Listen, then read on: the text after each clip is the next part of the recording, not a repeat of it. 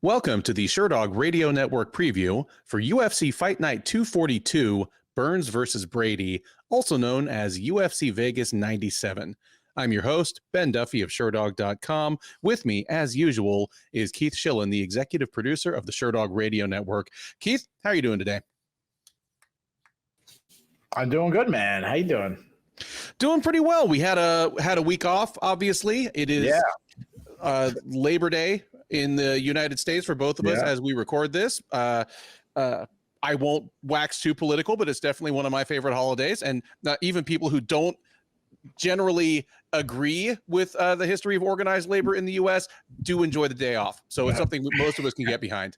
Yeah, I don't know jack shit about Labor Day, but I do like a 3-day weekend. So I apologize to people who listen to the show on Monday because of Labor Day. We pushed it back a day. And we, as in me, because I was camping this weekend. So cool. Did you go anywhere interesting? Just some place in Connecticut, and place in Connecticut. But had a good time, hung out with friends, and it was a really good time. Big weekend of fantasy football. I know that was a big thing. We actually are recording this a little bit earlier than we normally do because we have to take a break to do our fantasy football draft, and I want to mention something on the air. I'm going to call out the big boss on the air. All right. I want the Shillan and Duffy listeners to be on my side. So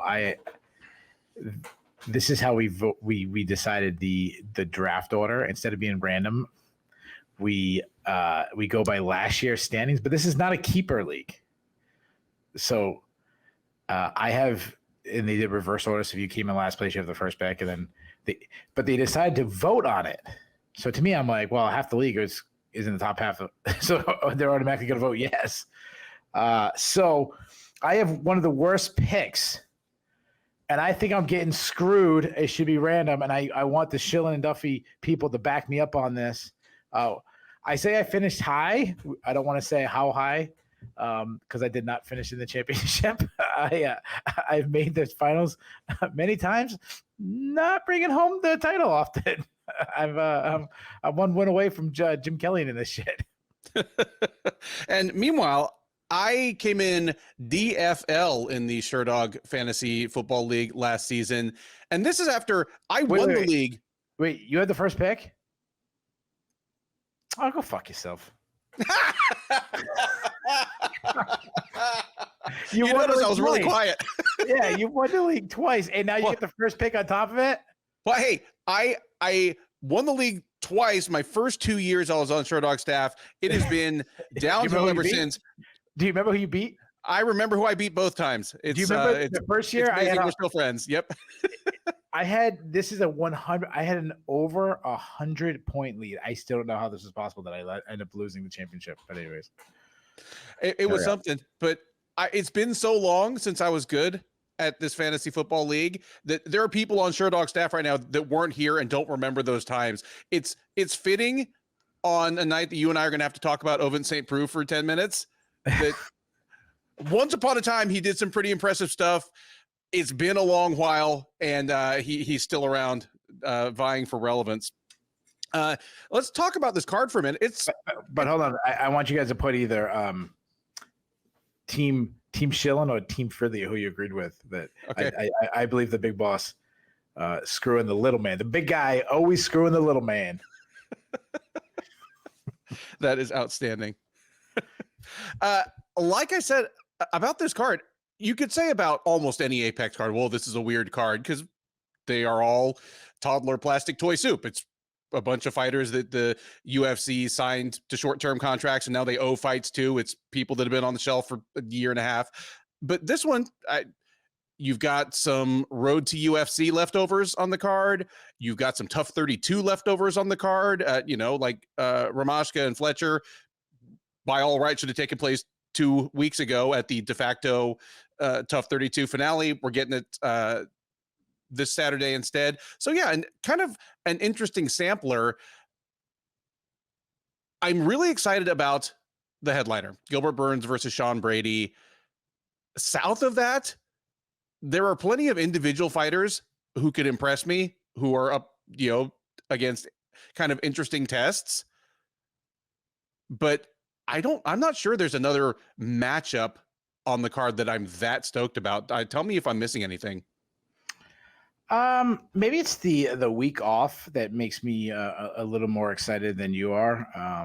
The earlier start time is always nice. Starting at 4 in the afternoon always gets me a little excited. I mean, I like the co-main event, Jessica Andrade and Natalia Silva. I think that's really interesting. Legendary fighter in the sport versus a riser in the division. I'm interested in see if like Steve Garcia can keep his streak going. Can Vanessa Demopoulos keep her streak going? Like people that we didn't really believe in that much, rising up and going on win streaks. And there's a couple like, what? There's a lot of lighter weight guys. There's a flyweight matchup which I like. There's 2 flyweight matchups. Yeah. Other than I think there's 2 flyweight matchups, and 3 of the 4 flyweights in those matchups are under 30. So I like that as well. You're getting me more excited about this card as you speak.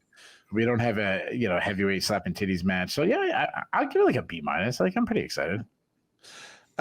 Also, those who are familiar with the format of the Shillan and Duffy show know that Keith generally does not look at betting odds ahead of our previews, so I kind of spring them on him, and occasionally I'll quiz him.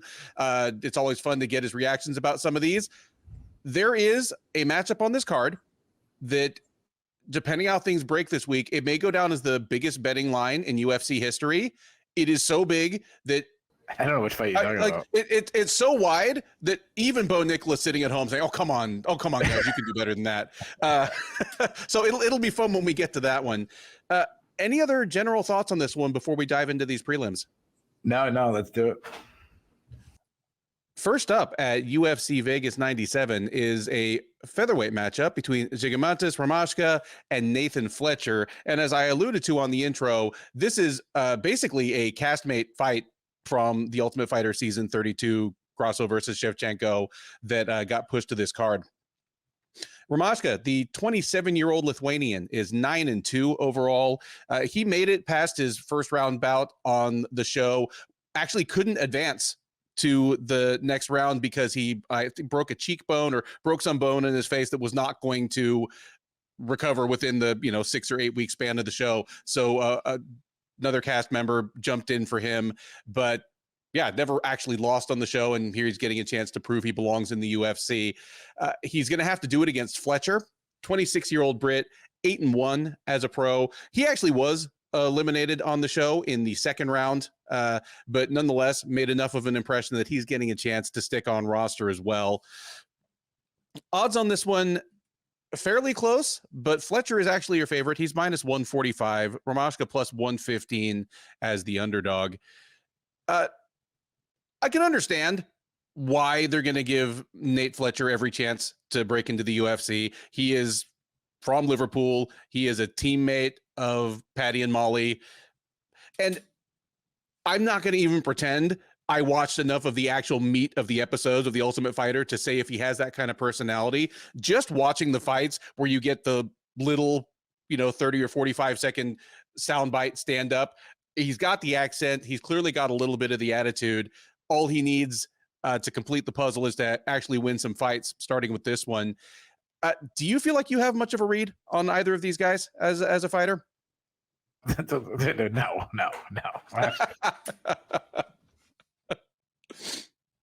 Yeah, I mean, I'm throwing this one to you, dude. Who do you think is going to win this? Yeah, go figure. So this is one. So this is the one I kind of got screwed on because I wrote down the fights, before. So usually, I'm kind of like a week ahead of previewing fights. So when this fight got canceled 2 weeks ago, I didn't have it on my list, and then I always try to refresh, the fight to see if someone changed, and I have to do a last minute study. And this is when I was like, oh shit, this one kind of got added. So, it's funny because I remember seeing it on Twitter, and then I just kind of put it on my memory. Yeah, I mean, I actually watched Nathan Fletcher's Tough. Like I was watching the full episode. I watched Ramaska's fight. So they're so different. Fletcher's a very basic guy. His striking is very basic, very just marching forward, throwing your basic 1-2s. Got decent, like everything's like he's crackers. Like you go to you show up to a party, there's some like crackers on a piece of table and you eat it. You're like, okay, like they're fine. Like I'm not insulted that you put crackers out, but I'm not excited. And that's like his striking, very like cracker. He wants to get to the fight to the ground. He isn't an explosive wrestler though. He's more of a scrambler or more of like a funk wrestler. I've liked some of the funky things he does. Like he hits Grambies. He had a peek out. I showed him do a short drag on the contender series. I was not contender series against on Tough. Mm-hmm. He is a submission artist. He has 6 subs on his record. He gets subs. I've seen him get subs off his back on the regional scene, which is cool. Ramaska, he's the complete opposite. This guy's a wild man. He's so Fletcher's like, your average size. Like I said, he's cracker. He's like nothing special. Ramaska's this big guy, very weird style, herky jerky. His fight on the Ultimate Fighter is bonkers. I mean, it's insane output. Wild man. He's whipping this overhand right.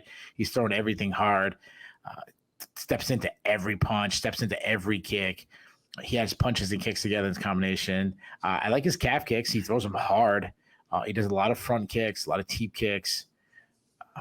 Very, very hittable though. Like chin high in the air. He's not much of a wrestler. I liked his plum clinch. Like if he can use his height, grab Fletcher, in the plum clinch and throw a lot of knees inside. I like that. But he's a weak defensive wrestler. He's got great cardio though. Like it was only a 10-minute fight, but it was like a full sprint of him just throwing haymakers. The fight looked like when you get like 2 people in like the fat suit with a giant boxing gloves, and there's no technique. They just keep throwing until someone falls over, or if somebody just has a heart attack of me and you at the carnival slugging it out. He was hurt bad on the show. I mean, you mentioned it. That is a big concern because I think it was a fractured jaw, but if it might have been a orbitable. So it's just something like that's a lot coming into your UFC debut on your last fight. That concerns me. As far as prediction go, like I don't have a big read on either. I'm gonna take crackers. Like I like crackers. I'll show up to a party with crackers. Ramaska's fun. Like if someone gets a knockout, it'll be Ramaska. Like he throws so freaking hard, but I just feel like he's gonna walk right into Fletcher's takedowns. Fletcher's gonna grind him. He's gonna hold him down. And you know what? I think Fletcher might catch him in a submission. So give me Fletcher. I'll say he subs him in the second round. All right. Yeah, Ramaska is a whole lot of fun, and it's worth saying that for as tired and worn out as Tough seems to be as a franchise, it has served up like a half dozen fighters in one of the UFC's most crowded weight classes who are, for the most part, under 30 and at least mildly interesting prospects. Like neither of these guys looks like the next Ilia Topuria, but both of them have identifiable flaws that could be worked on. And I'm with you. I'm leaning Fletcher, but Ramaska with his physical tools might have a higher upside. Like if one of these guys is ever a ranked featherweight, I think it's much more likely Ramaska. He just maybe takes a couple losses, completely retools his game, and when he's 30, he's like a different animal. But for now, the clash of styles I see is exactly what you laid out there. Ramaska's tendency to overswing, his porous takedown defense is going to play right into what Fletcher wants to do, because Fletcher, kind of like his teammate Paddy Pimblett, is willing to throw down on the feet, but his best skill is a grappling game that sometimes needs some help to get the fight to the ground on his terms. Ramaska is going to give him that help. I'm with you here, leaning Fletcher. I'm going to say this one makes it to decision. And for what it's worth, I think it'll probably be a whole lot of fun, even if it does spend a lot of time on the ground. We head to the middleweight division next for a clash between Andre Petroski and Dylan Budka. Petroski, the 33-year-old Pennsylvanian, is 11-3 overall. He is 6-2 since joining the UFC as one of the standouts from season 29 of The Ultimate Fighter. He beat castmate Michael Gilmore badly at the makeshift finale to punch his ticket to the UFC. Since then, he's been on a good run. He did win his last time out. He took a unanimous decision over Josh Fremd at UFC on ESPN, Namajunas versus Cortez back in July.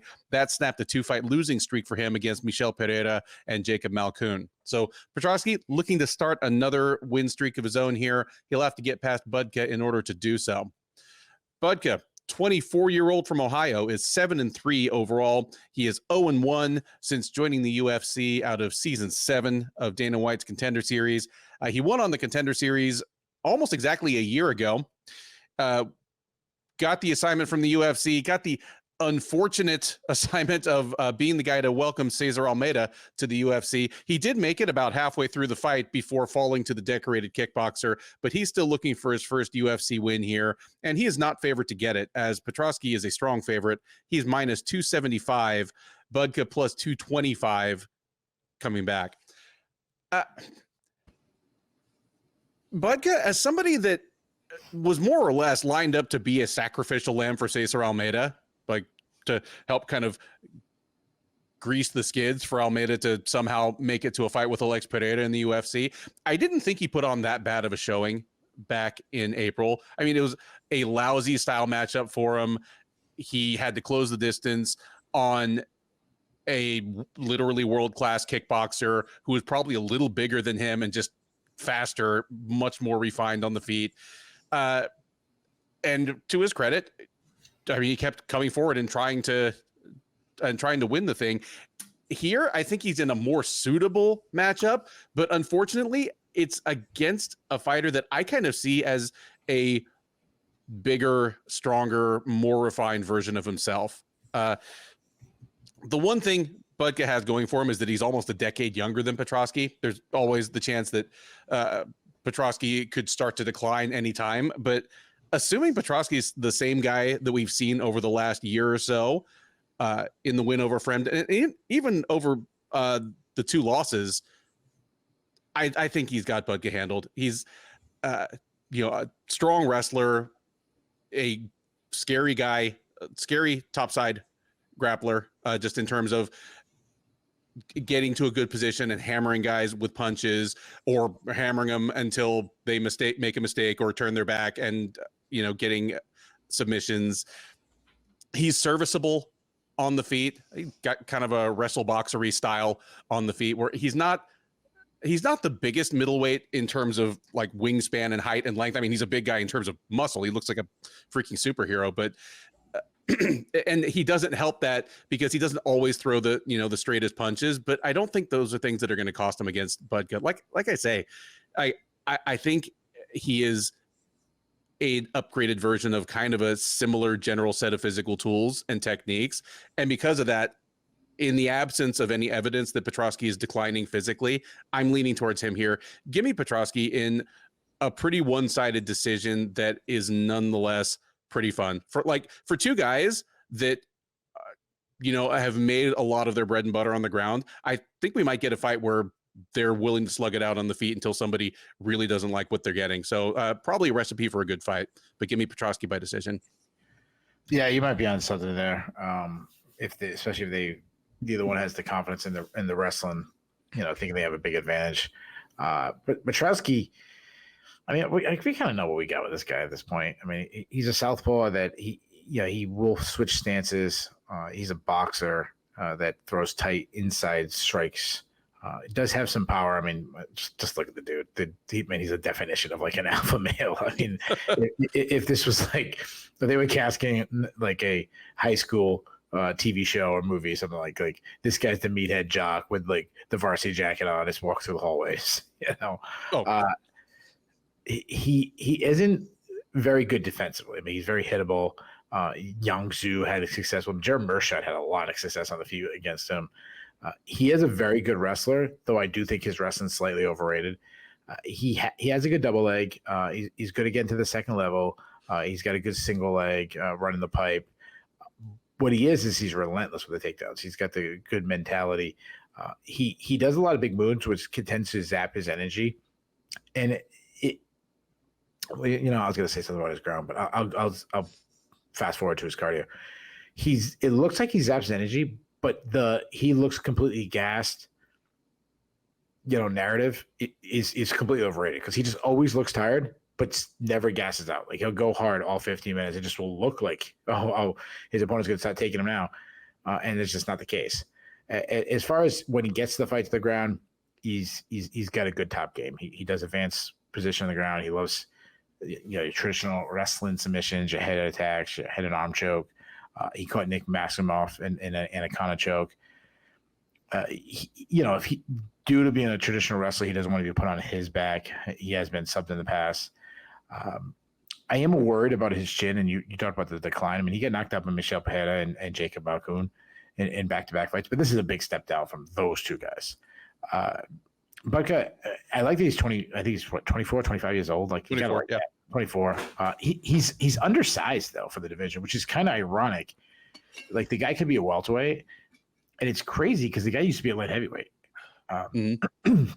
He isn't very good on the feet. Like you're saying, we could get a slugfest on the feet. Like I don't think that favors him.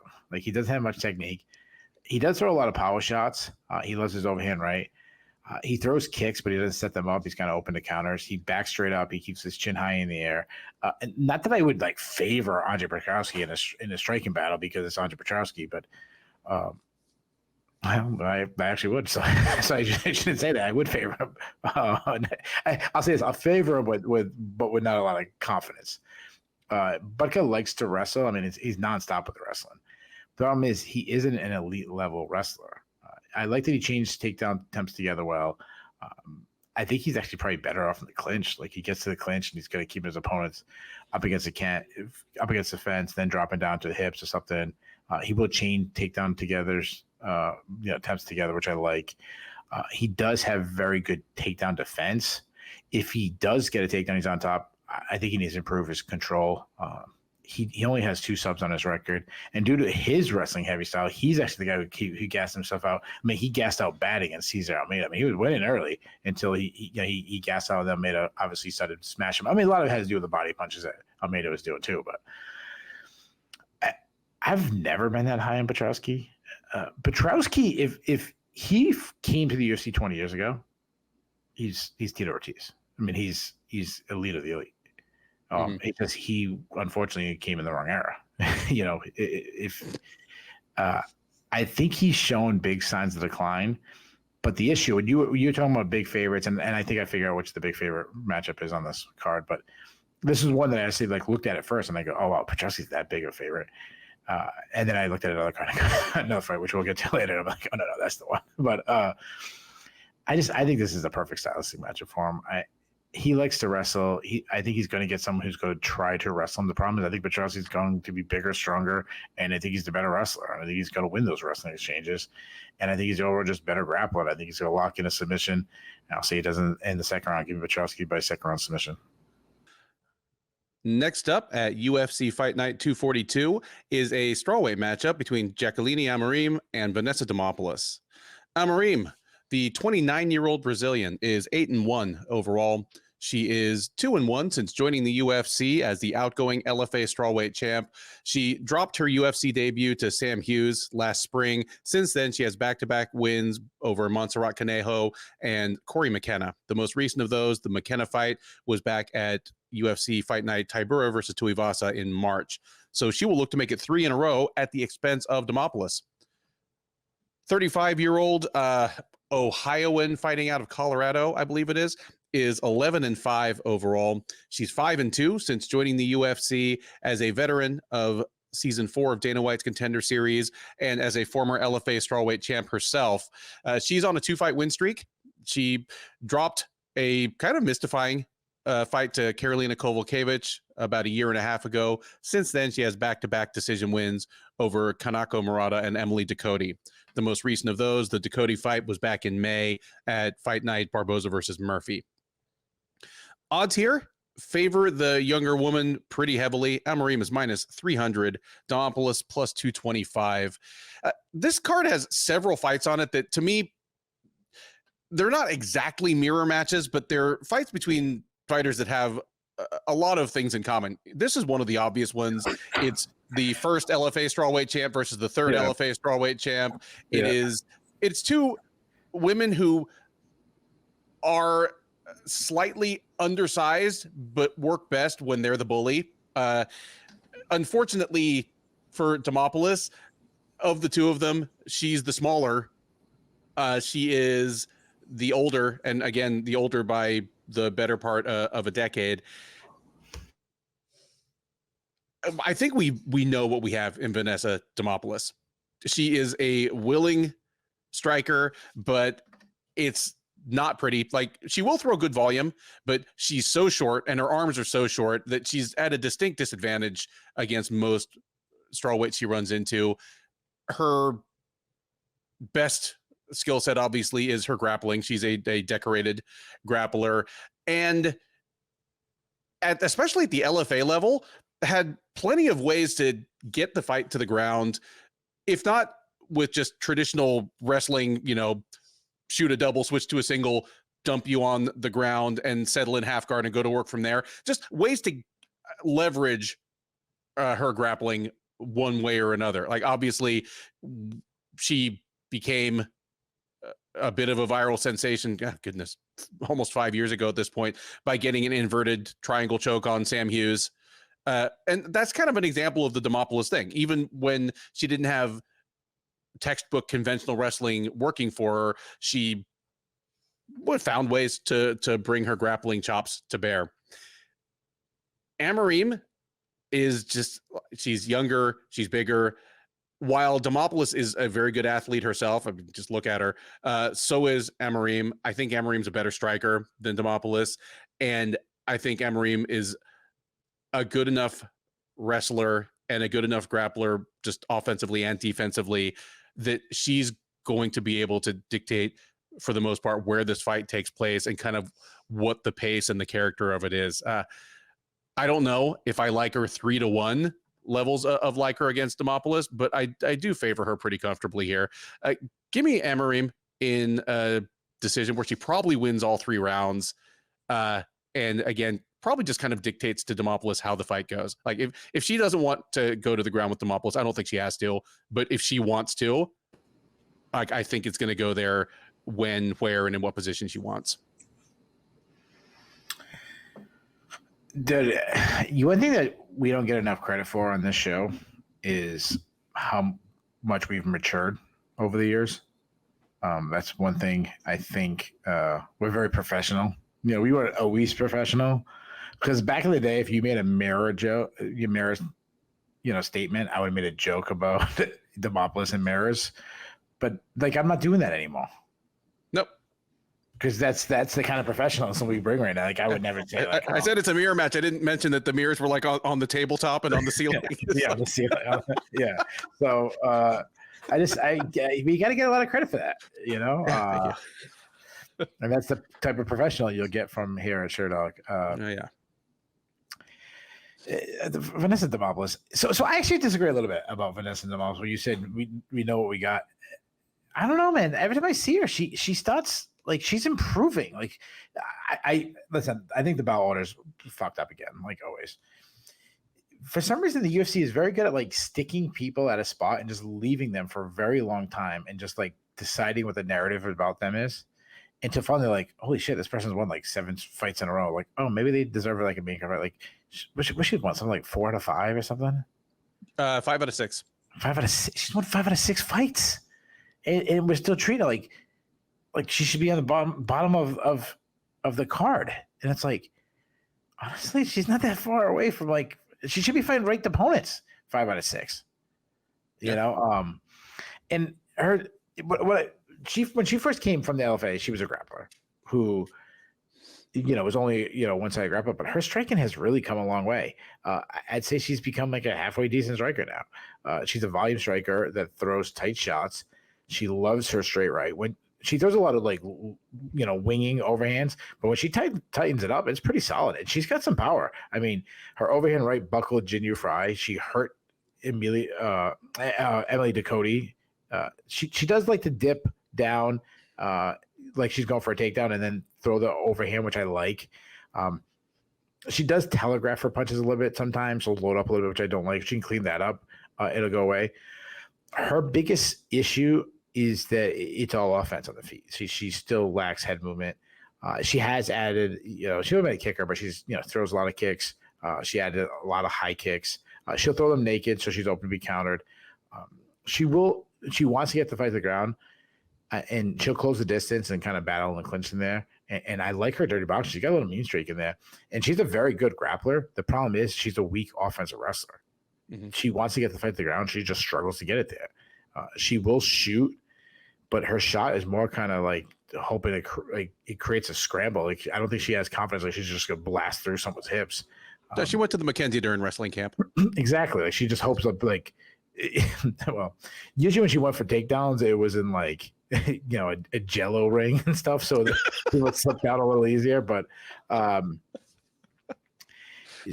she I'm sorry, I should have made that joke. Well, it is. That's staying in. Who cares? Fuck it. Let's keep it in. Who cares? If she gets the fight out, she's oh god, these jokes are keep coming now. But she's like, all right, she creates a crumble. She's got like, she'll do like an Imanari roll to get the fight to the ground. She has to. She's also a weak defensive wrestler. And that's because she doesn't care. She gets taken down where she's, and again, I'm not trying to make a joke here. She's very flexible. Like, she toss up, she's like, she'll go to like mission control, like the Eddie Bravo style of grappling. She can kind of catch subs from everywhere. She looks for subs off her back. She prefers arm bars. The problem is she will play jiu-jitsu instead of getting back up. And one thing I do like about she has good cardio, and she can take a beating and just keep going. You can't question her heart. She has that. Amorim, she's also like a grappler who, trying to improve her striking. She's just behind, I think, but behind her development in her striking, where Demopoulos is. She does have power though, though she's not very technical. She throws strikes though. It's mostly close the distance or wrestle. She also throw kicks, and that's because she doesn't care if her opponent catches a kick. She just, which obviously is dangerous. So it leaves her open to be countered with a big shot.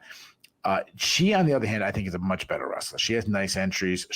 She will shoot too far away sometimes without a setup, which I don't like that. But when she gets in on the hip, she does well to cut the corner. She also gets some body lock takedowns. She will pull guard to get to the fight to the ground. She's an elite grappler. I think her grappler is even better than Demopoulos. She's got she got good ground and pound. She's a BJJ black belt. I mean, she's competed in some high level BJJ championships. She won the IBJJF World Championship in BJJ. She's got a good, strong top game. She advances bitches on the ground. She's got a bunch of submissions and can get subs in all positions.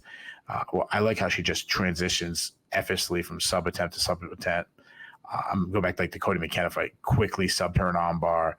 I see her hit a slick knee bar in the LFA, and she can also sweep buff her back. So I think this is actually one of my favorite fights on the card. Like you said earlier, like what's a card that stand out? This I never would have thought, going back 2 years ago that a Vanessa Demopoulos fight would be something I'd be intrigued by, but she keeps winning. So I think this is an intriguing fight stylistically because it's not very often where Demopoulos should have the striking advantage over her opponent. And I don't know if she has an advantage, like it's this huge advantage, but like if I had to pick who's going to win a striking battle, I might lean Demopoulos. And on the other hand, it isn't often where she might be in a disadvantage on the ground. And because of that, I think Amorim's going to take Demopoulos down. And I think she's going to win a heavy grappling matchup where she's on top. She might even catch Demopoulos in the sub. I don't think that'll happen, but I say she just Demopoulos spends too much time on her back. And I say this leads to a win for Amorim. We head now to the featherweight division for a matchup between Zha Yi and Gabriel Santos. Yi, the 27-year-old from China, is 25-4 overall. And you got me. I have no idea how many fights he has in the UFC because he has fought on 2 different seasons of Road to UFC. He's like a sock that got caught in the dryer. Like he has 6 fights in Road to UFC.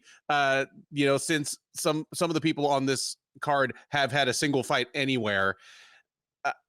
Anyway, I think he has one official, or he might have two official UFC fights, because he fought Jung Young Lee last February at the Lewis versus Spivak card that was the de facto finale of the first season of Road to UFC. He dropped a split decision.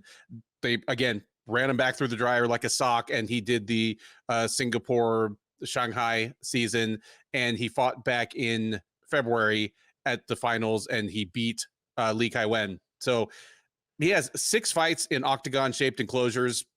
How many the UFC will say he has, will depend on whatever standard they're going by. Anyway, he is looking to prove that he belongs on the real UFC roster. He's getting to fight a non-Asian for the first time in several years in the form of Santos. 27-year-old Brazilian is 10-2 overall. He's 0-2 in the UFC since joining as a standout from LFA. In his defense, those 2 fights have been against Laron Murphy and David Onama. Not exactly rolling out the welcome mat for the young man. This is his first fight of 2024. He's been on the shelf for a little over a year, but last time we saw him, he was in a pretty fun, pretty wild fight with Onama before he got knocked out late in the second round. So he'll look to bounce back from that. And according to the odds makers, at least, he's going to do so, as he is a comfortable favorite. He's minus 280, Yi plus 225. Keith, it says something when somebody who has 0 wins in the UFC is almost a 3-1 favorite to get one. Tell me who you think takes this one, and what you think the fight looks like. We'll have to do this quick because we're about to start our fantasy football draft, and Ben's picking number 1, and I'm picking way further down. Way further down the list. So we'll make it. You know what? I should drag it out so he doesn't get his pick in. I got my phone right here. I'll. Santos, he's a very aggressive striker. He can fight out of both stances. He's got good volume. He marches down his foe. He's a builder that gets stronger as the fight goes along, which I like that. He cuts angles well when he's attacking. He's a little unorthodox, a little herky-jerky, but it kind of works for him. He's a counter striker. I like his slip left hand counter. He throws nice punches down the pipe. I like that he works the body a lot. He's got a good kicking game. He will throw naked leg kicks, which leaves him open to counter, which is concerning. He's a very good athlete. Like, he loves flying knees and closing this that way. He's a solid wrestler.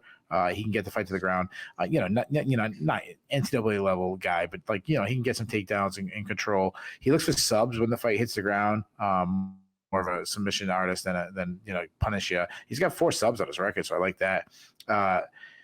I know his name's pronounced a couple times. Is Zha Yi? Is that what we're going with? Zha Yi. Zha. Yeah. Yeah, I always say it wrong no matter what. He but I like. I might not have you for very long. Yeah. I think I might be a little higher on him than you are. I think he's an athletic guy. I think he's pretty elusive. He can fight. He also fights out of both stances. He's a very physically strong guy. For a young guy. Good output on the feet. He's a boxer. Throws a lot of straight punches down the pipe. I like that he switches stances in mid combo. He has some pop. He likes to fight behind a high guard defense, which I don't mind. He does stand a little too tall for me, which I don't like. He can offensive wrestle. Like, he can sneak in a takedown, especially like body lock takedowns and some foot sweeps. He will shoot for takedowns too, though. Again, not an NCAA level wrestler. He has submissions, right? He's got 10 subs on his record. I mean, a lot of it's low level guys, but it is what it is. He can lose position though, chasing submission, which is concerning. And he's got he's a weak defensive wrestler. I'll say this, and if he is taken down, he's pretty good at getting back to his feet. I kind of like both guys. Like, I'm higher on these guys than you are. Probably because it's just I think they're good athletes. I think they're both well rounded. I think the line should be much closer. Like, I don't think Santos should be a 3-1 favorite. And I'm not gonna pretend like I have like this huge read that I've got all this huge study on these two guys, but I just think Santos. When I look at them, I just see Santos slightly better, like everywhere. Like, not huge, but like he's a B. Well, I don't know B, but he's like a C+ at every year. Yi is a C everywhere. So based on that, I'll go with a pretty big favorite, and I'll go with Santos by decision. Yeah, I'm not terribly high on Yi, and I can't put my finger on why, except that Yeah, I don't get it, and maybe it is that just there's nothing he stands out as doing at a really elite or near elite level. He's well-rounded, pretty good at everything, and surprisingly athletic. Like I thought he did well in the Young Lee fight, and Lee is someone that I was mildly high on as a UFC prospect. I mean, your assessment that like they're both pretty good at everything, and Santos might just be a little better, that carries some weight with me. And I think Santos is going to be the bigger, stronger guy in the cage. Another of my issues with Yi is that even fighting kind of lower level competition and lower level orgs in China, like WLF, he was often the smaller guy in the cage, and it didn't matter when he was more athletic and more skilled than those guys, but that might form a ceiling for him at the UFC level. I don't feel 3-1 confident about this one either, but I'm with you. I'm leaning Santos by decision, and while I'm not super high on either guy as a prospect, I think Santos sticks around. He gave Laurent Murphy a hell of a fight in his UFC debut. I think Santos is going to stick around in this division for a while. I'm still not sure about Yi Zha, but hey, they can just keep running him back through 2 more seasons of Road to UFC every year. The guy will have like 60 fights 2 years from now and still have never fought in the UFC on a pay-per-view. Next up at UFC Fight Night 242 is a men's flyweight matchup between Felipe dos Santos and Andre Lima. Dos Santos, the 23-year-old Brazilian, is 8-1 with 1 no contest overall. He's 1-1 since joining the UFC almost exactly a year ago. He made his debut against Manel Kape, of all things, acquitted himself pretty well in a decision loss, came back and won a split decision over Victor Altamirano at UFC Fight Night Moreno versus Royval 2 back in February. So here he'll look for his second UFC win in a row, and it will have to come against Lima. 25-year-old Brazilian is a perfect 9-0 as a professional mixed martial artist. He's 2-0 since joining the UFC out of season 7 of Dana White's Contender Series. His debut was back in March. It was, of course, one of the more memorable fights of 2024 as his opponent was disqualified for biting him. He got the bite bonus and a certain amount of goodwill from the promotion, made the best of it in his return engagement back in June at UFC 302, where he took a split decision over Mitch Raposo. So he'll look to go 10-0 as a pro, 3-0 in the UFC. He is moderately favored to do so. Lima is minus 180, Dos Santos plus 155. Keith, when we talked a little bit about this card off the top, you were a little higher on the card overall than I was, and that's usually not the case. Like, usually, we generally agree, or I'm a little more excited for him, but you were a little higher on this card than I was. And one thing you pointed out was there were 2 flyweight fights, and I added, and of the 4 guys in those fights, Matt Schnell is the only one that's even over 30. These guys are 23 and 25. And while neither of them is a finished product, they're both very promising in their own ways. And I wouldn't absolutely rule out either of these guys being a ranked flyweight, within the next couple of years. Tell me if I'm wrong, and tell me who you think wins this one on Saturday. Speaking of young, we just finished our fantasy draft. This is the first fight back. I just drafted 3 rookie wide receivers. Anyway, I want to thank the league for being. I mean, we just talked about how professional we are. How professional of you guys to not talk to me when I was having a perfect draft. Like, that was really impressive. Like, you want to, the tradition, someone's doing a perfect draft, you don't talk to them. Like, that was very nice of you guys to do that. Keith's messing around. None of us talk to him anyway.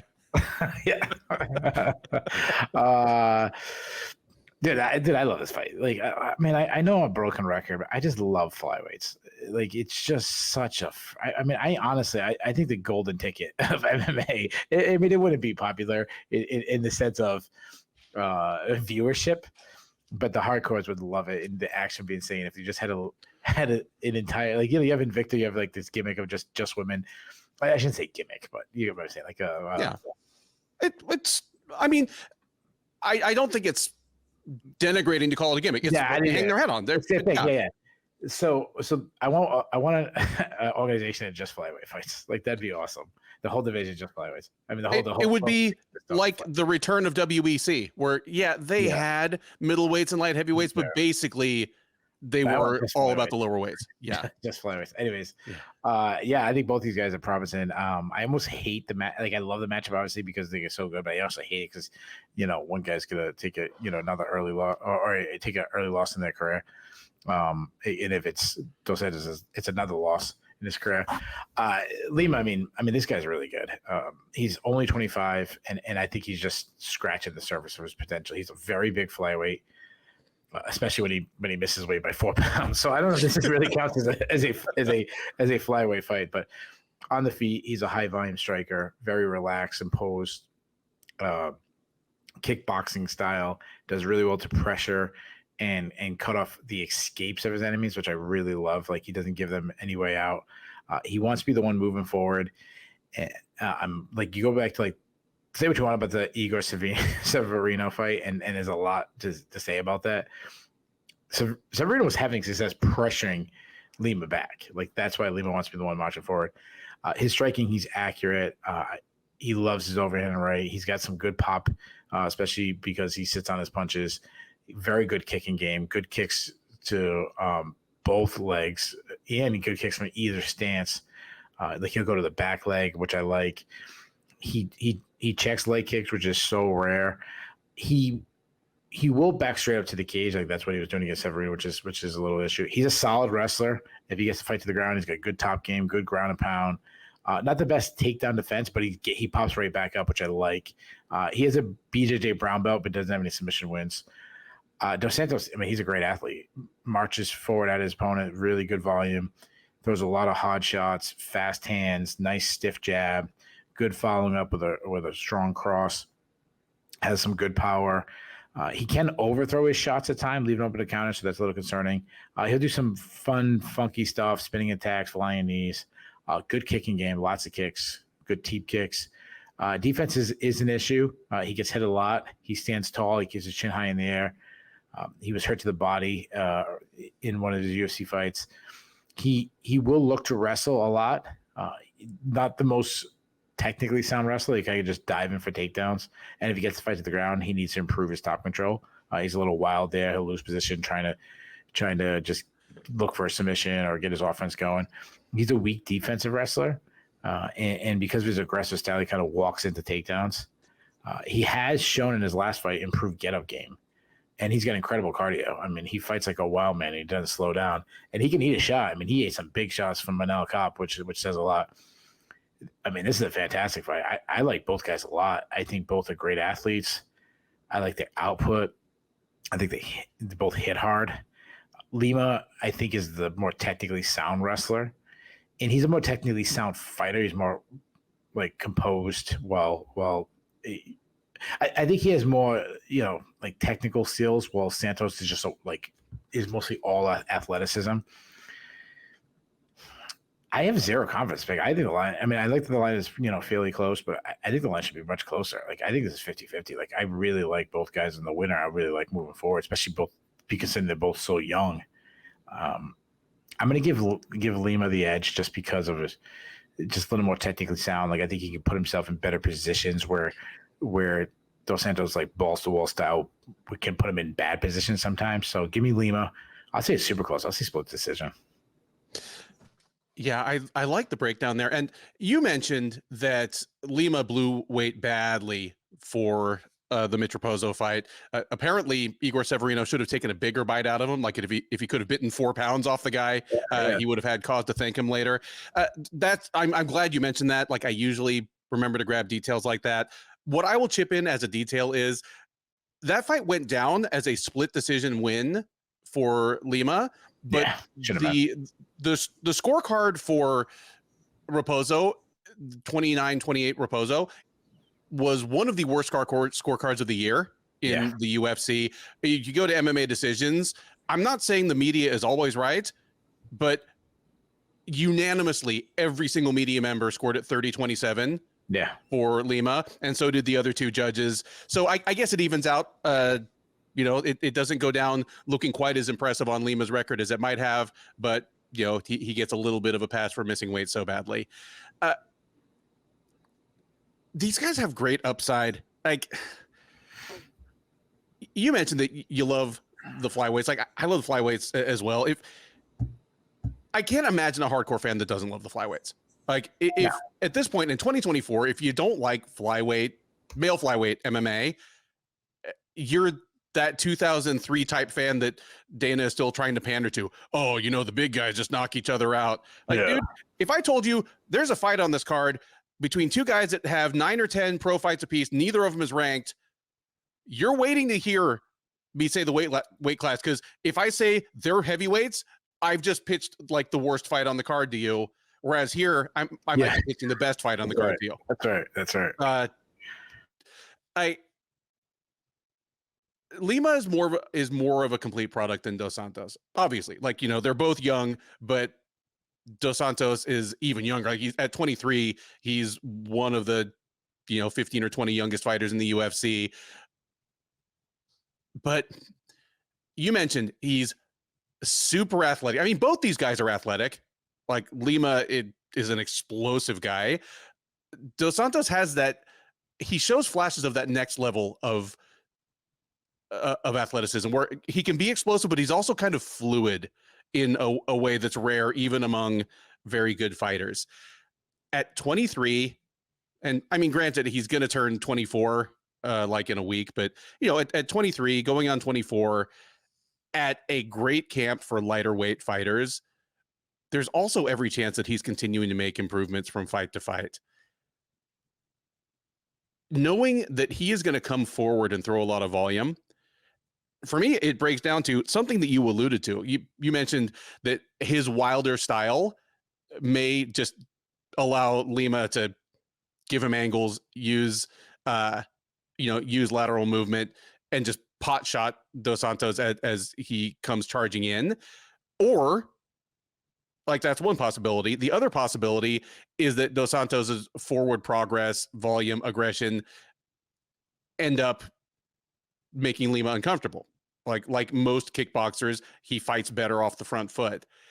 I'm going to go out on a little bit of a limb here, and just Dos Santos being so young and having looked as promising as he has across 2 fights. I mean, just to make your UFC debut as a 21-year-old at the time against Manel Kopp and not get just completely blown out of your sneakers, it was an impressive performance in defeat. I'm going to say he gets it done. I think we're not done with either of these guys as solid members of the UFC flyweight division, but give me Dos Santos to have just made a few more strides working at Shoot a Box Diego Lima over the last 7 or 8 months. Give me him to win 2 rounds out of 3, edge out a decision, might even be a split decision, and it will be the fight that deserves fight of the night, even if it doesn't win it. Featherweights take the cage next as Isaac Dulgarian faces Brendon Marotte. Dulgarian, the 28-year-old Missouri native by way of Colorado, is 6-1 as a professional. He is 1-1 in the UFC. That's the good news. The bad news is that lone defeat came in his last fight. He dropped a split decision to Christian Rodriguez back in March at UFC Fight Night, Tuivasa versus Tybura. So he'll be looking to bounce back from his first career defeat. In order to do so, he's going to have to get past Marotte. 27-year-old from New Hampshire is 8-2 overall. He is 0-1 in the UFC. He made his debut a little under a year ago. It was last October. He stepped up on short notice to take on Terrence McKinney. Lasted all of 20 seconds. McKinney has done that to much better fighters than Brendon Marotte. So he gets a pass on that one. He comes back, needs to right the ship against Dulgarian. All right, here we go. Obviously, when we talk about a fight being one of the widest lines of all time, or in such and such an organization, when we talk about someone being the biggest favorite or biggest underdog, it's not an exact science. There are dozens of sports books out there that will take your money and give you some back. So the way I look at it is this: when I give you the lines during this show, I'm not looking for the absolute best or worst line. Like I'm not looking for like the worst line just to give you numerical fireworks, but I'm also not going to give you the best line if that's from a sports book that people in the United States and Canada can't even get to. Yeah. It's not realistic. So what I do is I give you the best reasonably available lines for most of the people that watch our show. The best reasonable line for most people who watch our show is Dulgarian minus 2,000, Marotte plus 1,000. Now, that might drift a little bit here and there. And like I say, there are books out there that have Dulgarian at minus 3,500. So if it keeps on like this, Dulgarian may go down as the biggest betting favorite in UFC history. This is Kayla Harrison in PFL level betting spreads. Like you remember when Ramos Sokaju like burst onto the scene by knocking out Little Nog and Ricardo Arona in back-to-back fights, like right at the end of Pride. And I think Little Nog, I think both those guys were like minus 1,200 and minus 1,000 against them, and it was like, whoa, who is this guy? It would be an upset somewhat on that level, only more so if Marotte were to put away Dulgarian. Now, here are a couple things I'll say. I'm high on Isaac Dulgarian as a prospect. I know Keith is as well because he and I have previewed all of Dulgarian's fights so far. And Dulgarian's loss to Christian Rodriguez aside, I'm still high on him as a prospect. He's young. He's super athletic. He has already some very elite skills and plenty of time to improve. Like I'm high on Isaac Dulgarian as a prospect, but to make anybody with 7 career fights a 20-1 favorite, it just makes me nervous. Like MMA is an individual sport that has a lot of chaos to it.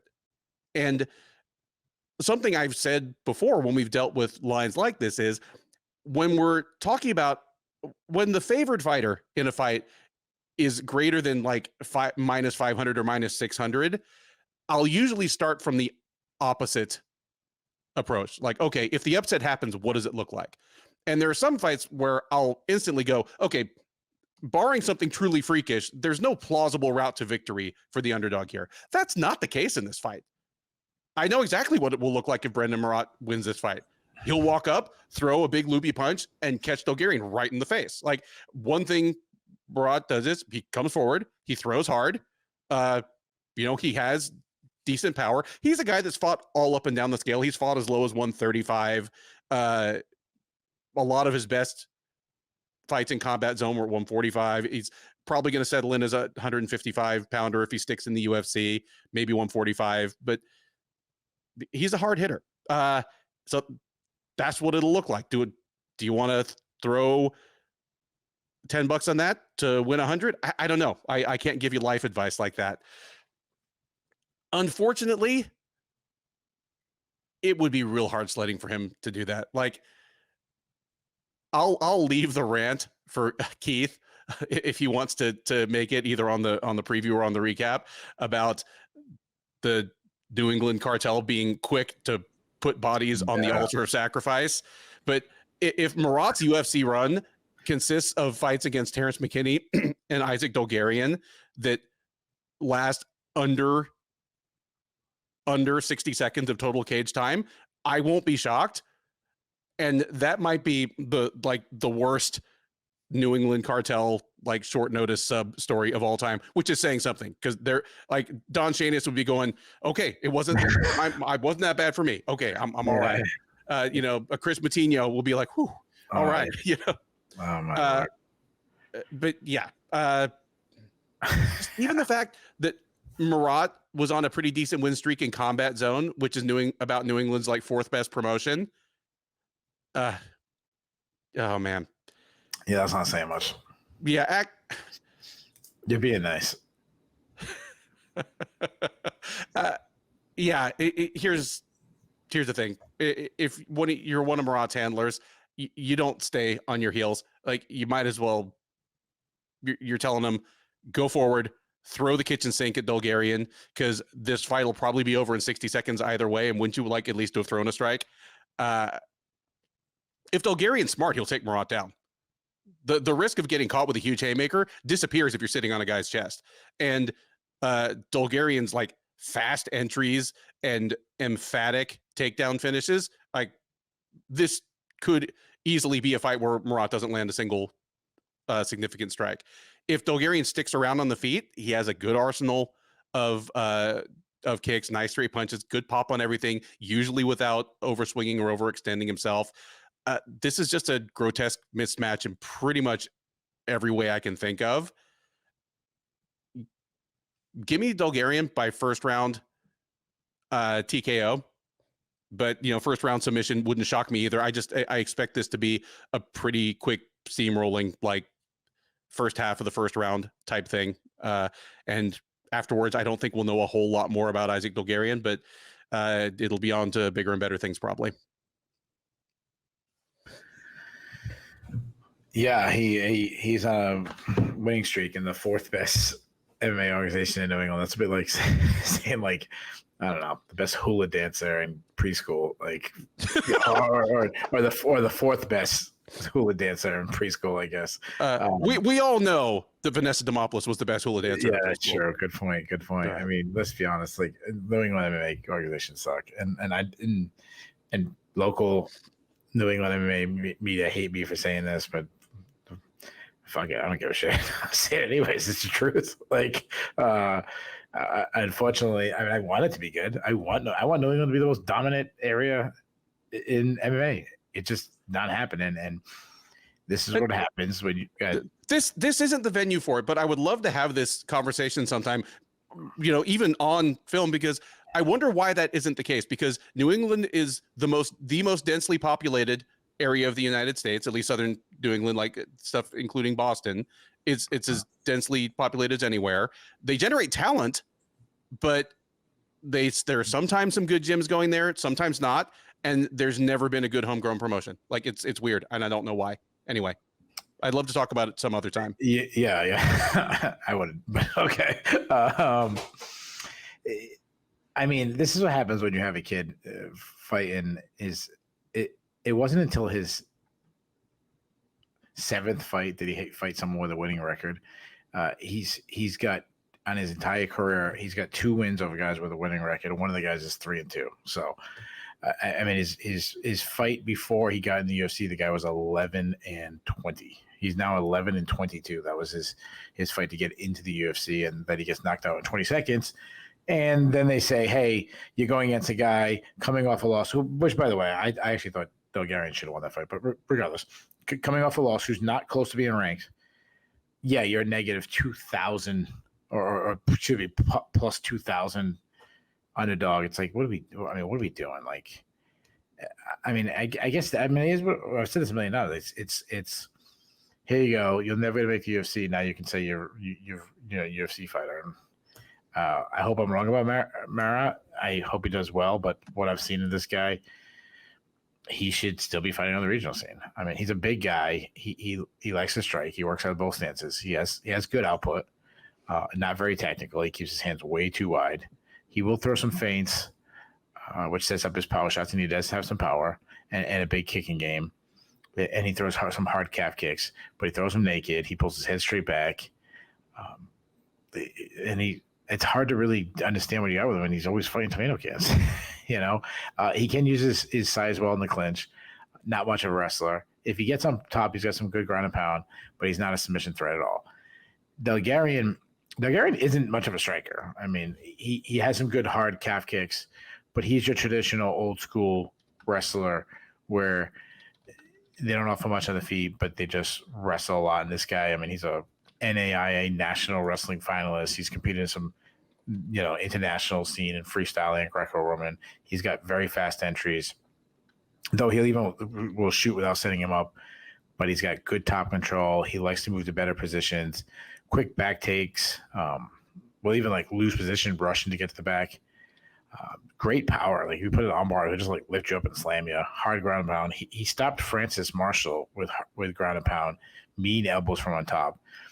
When he will stall at times, so that can be an issue. He is known for that, just holding on, like later into fight. But when he's not stalling, he's a legit submission threat. cardio has been an issue. He slowed down in his last fight, and his wrestling heavily style has gassed him out in the past. But that shouldn't be the case because I think this fight's gonna be over quick. I do think Dulgarian needs to improve his striking, but obviously this is a mismatch. Marius just isn't UFC level yet. Maybe he will be one day, but not right now. I expect Dulgarian to take him down. I lay some hard ground and pound. I think Marotte will give up his back and Dulgarian submits him. I'll see he does it the very first round. Next up at UFC Vegas 97, and at least as the card is constituted as of the beginning of fight week, the top prelim is a light heavyweight contest between Ryan Spann and Ovince St. Preux.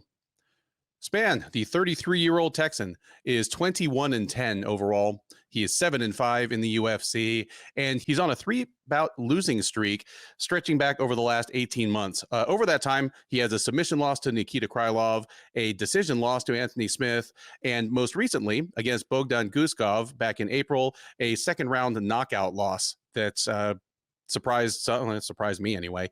So Spann looking to bounce back from the longest losing streak of his career, prove that he has anything to offer this division going forward. And in order to do so, he will need to get past Ovince St. Preux. St. Preux, 41-year-old Tennessean, is 27-17 overall.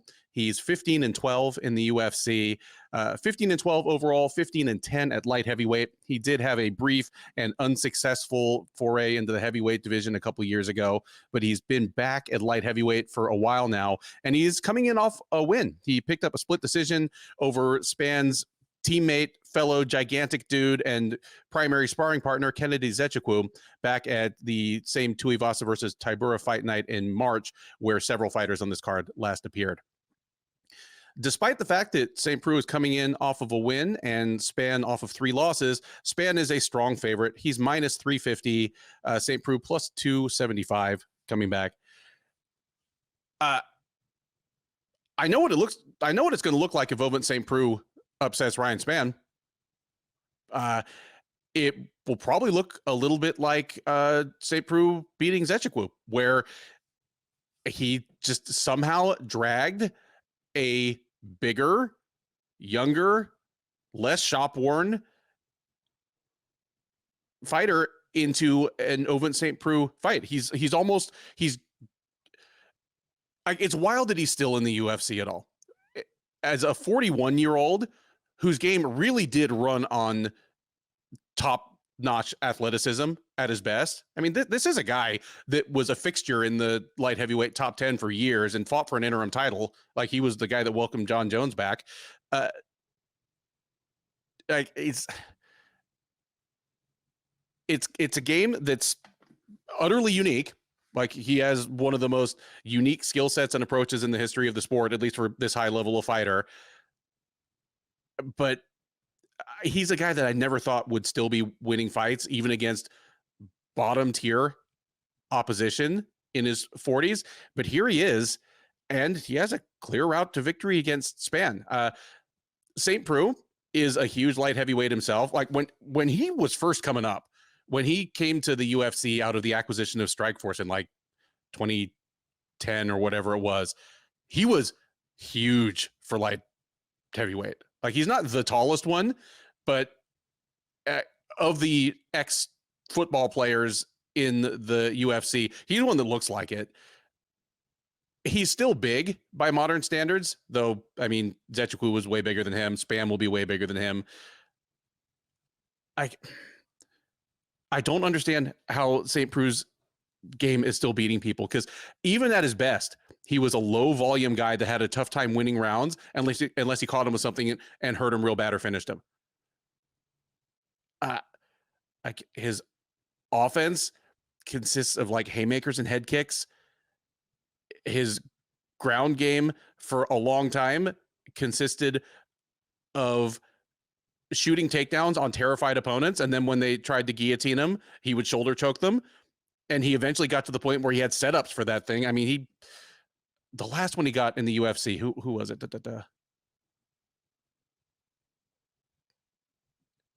Oh, Marcos Rogerio de Lima, where Marcos Pizarro didn't even do the ill-advised guillotine. Like, OSP trapped his arm and slapped a Von Preux choke on him. It was wild. I don't think he's going to do any of those things to Ryan Spann.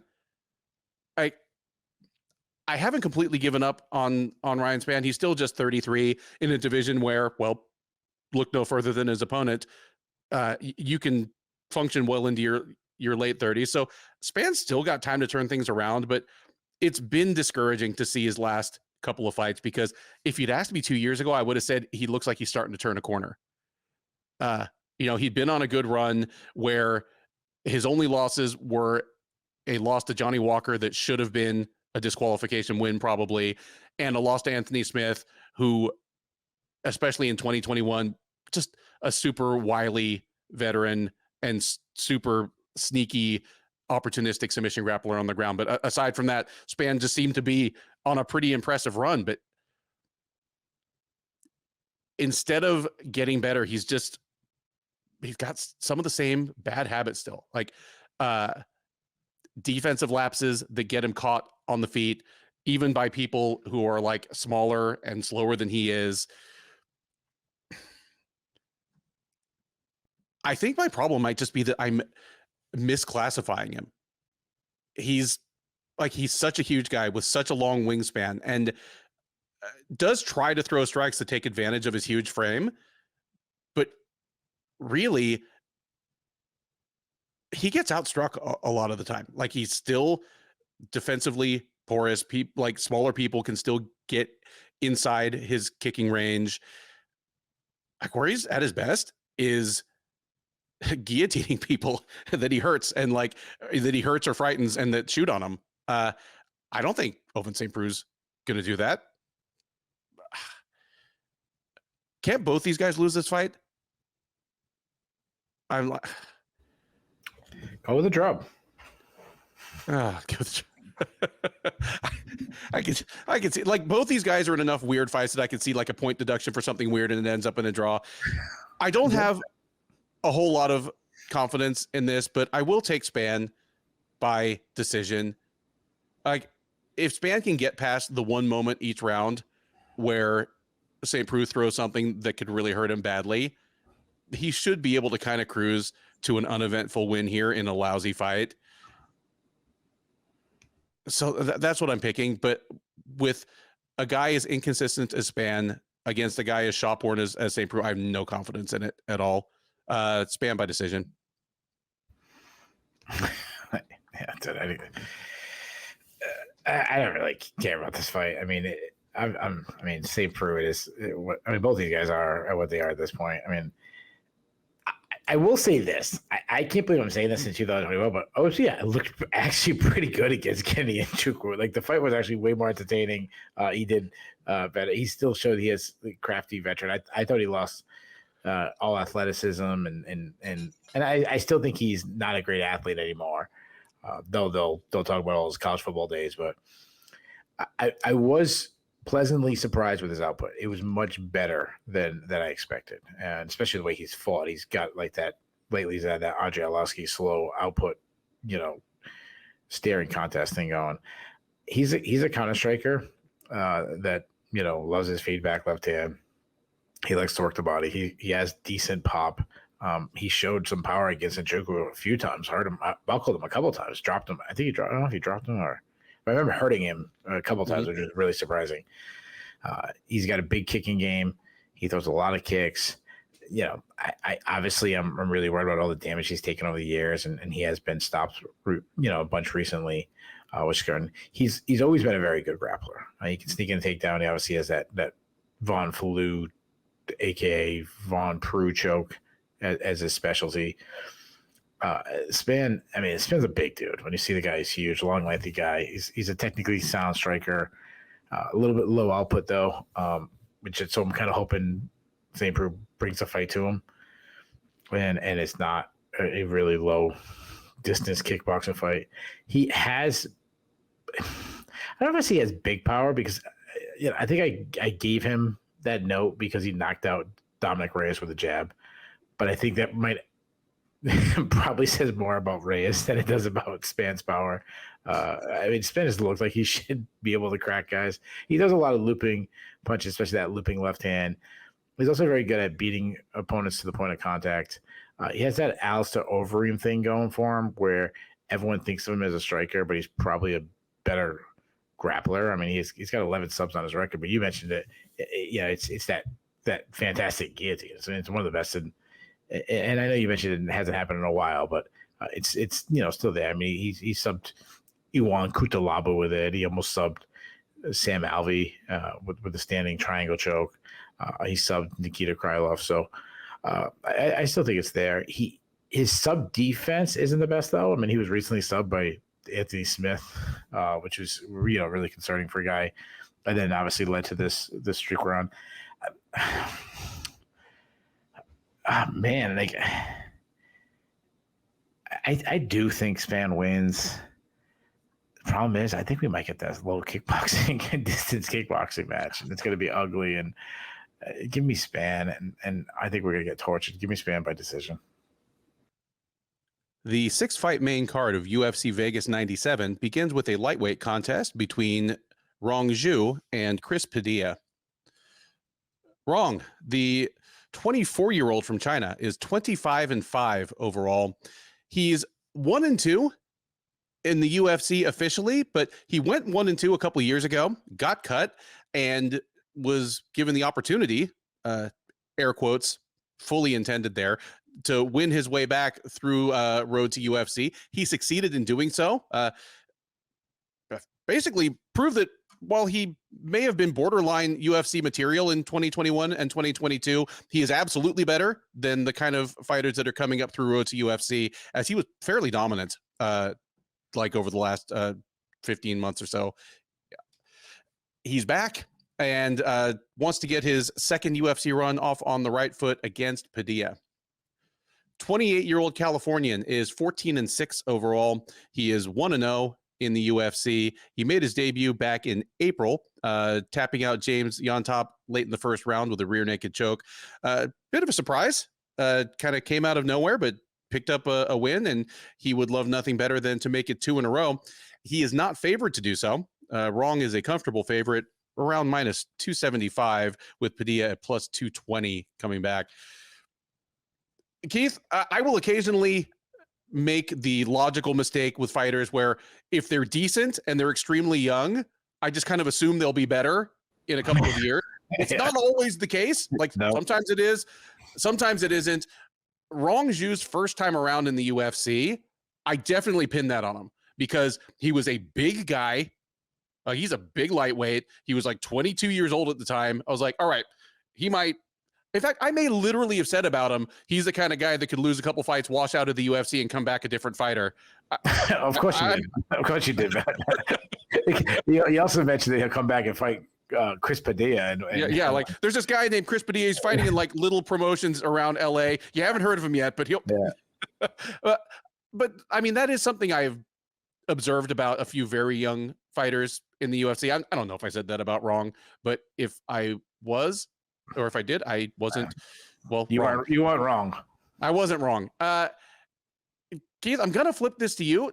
Tell me if you actually see any upside in the guy, or is he just the same fighter 2 years older? And is Chris Padilla a flash in the pan, or do we have something on our hands here?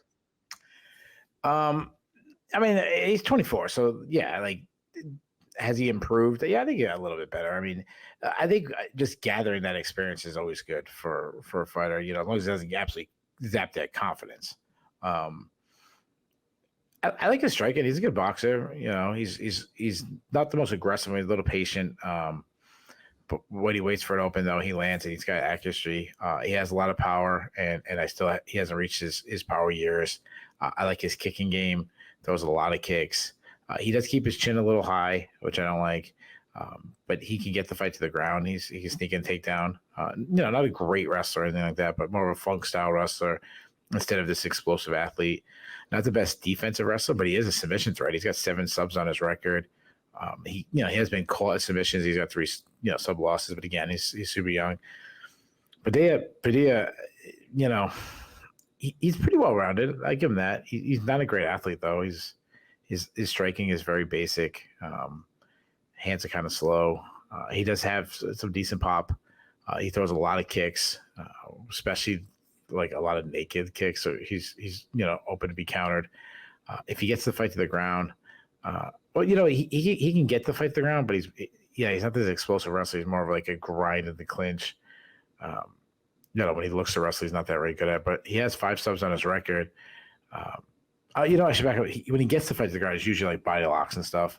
But the one thing I really like is the ground pound. We saw that in his UFC debut. Like then he obviously caught a submission, and then I was watching his regional fights. He's got a lot of like control, controlling ground and pound. I still like Rong, or how you say his name, Zhongju here. Despite winning his UFC debut, I don't think Padilla is a UFC level fighter. I think Rong is a much sharper striker. I think he's too quick for Padilla. I think he pieces him on the feet. And I think he's gonna show improvement. I think he's gonna get a knockout. Give me the young 24-year-old by knockout in the second round. Yeah, I feel it makes sense. Rong has 30 career fights. I've probably seen 25 of them, and I've previewed his UFC fight. So of course I probably have a better handle on Rongju than on Chris Padilla. But I agree with the assessment on Rong. I'm not picking him to be a future top 15 guy in the UFC lightweight division, though. There's still time, but I think he kind of belonged even when they cut him loose last time. Like, he was 1-2 in the UFC, so he wasn't even at the end of probably his first 4-fight deal. And losing to Ignacio Bahamondes is nothing to be ashamed of. I'm glad he's back. He's a good addition to the division. And here against Padilla, I think he's going to have a chance to kind of leverage the solid boxing, the big frame. I picture Padilla just kind of being stuck on the outside a lot, either having to swing and charge forward to get into his preferred range, which will play into the hands of Rong as a more composed boxer, or just being stuck on the outside and losing rounds that way. I could definitely see a knockout coming. And in fact, you know what? Rong is so much better than the level of competition that Padilla fought on the way up. I could see Rong just winning 3 rounds in a row in increasingly convincing fashion, but Padilla has been finished before by people that aren't necessarily better than Rong. Give me Rong by a 3rd round TKO that just kind of comes from an accumulation of damage. Like, there's not one punch you can point to that really got it started, but he starts rolling downhill in round 3, gets the TKO. So that's 2 picks for Rong by knockout. We stay in the lightweight division as Trevor Peek and Yanal Ashmoz take the cage. Peek, the 29-year-old from North Alabama, is 9-2 with 1 no contest overall. He is 2-2 since joining the UFC out of season 6 of Dana White's Contender Series. He's alternated wins and losses across those 4 fights. He's coming in off a loss, dropped a unanimous decision to Charlie Campbell at UFC Fight Night, Allen versus Curtis 2 back in April. So he'll be looking at least to keep up the pattern for now and get back in the win column against Ashmoz. 29-year-old Israeli fighting out of New Jersey is 7-1 overall. He is 1-1 in the UFC. He is coming in off of a loss as well. He fought at Fight Night Aspinall versus Tybura last July. That was UFC London, and dropped a unanimous decision to hometown fighter Chris Duncan. So here he's getting a little less of a hostile territory feel. And perhaps reflecting that, this is the closest line on the card. There are no true pick'ems, but this is as close as we've got, as Peek is minus 120. Ashmoz just barely in the plus money at plus 100. It's easy. It was easy for me to kind of poke fun at Trevor Peek when he showed up in the UFC. I mean, I've lived in the South for most of my adult life. If I need subtitles to understand your English, you are extra country. Trevor Peek is extra country. I've made this joke before. I know Keith never watched the show, but if you ever watched Aqua Teen Hunger Force, and they had their little gang of guys, the meatball, the pack of fries, the shake.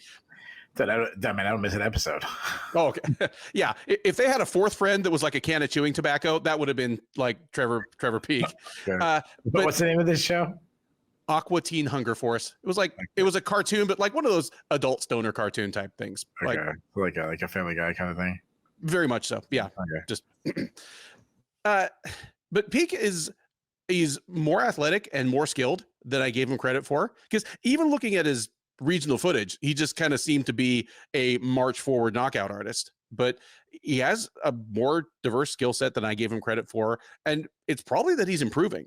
Like, I don't know how long he's been training in kind of Atlanta area, but he's a better fighter than he was 2 years ago when he fought on the Contender Series.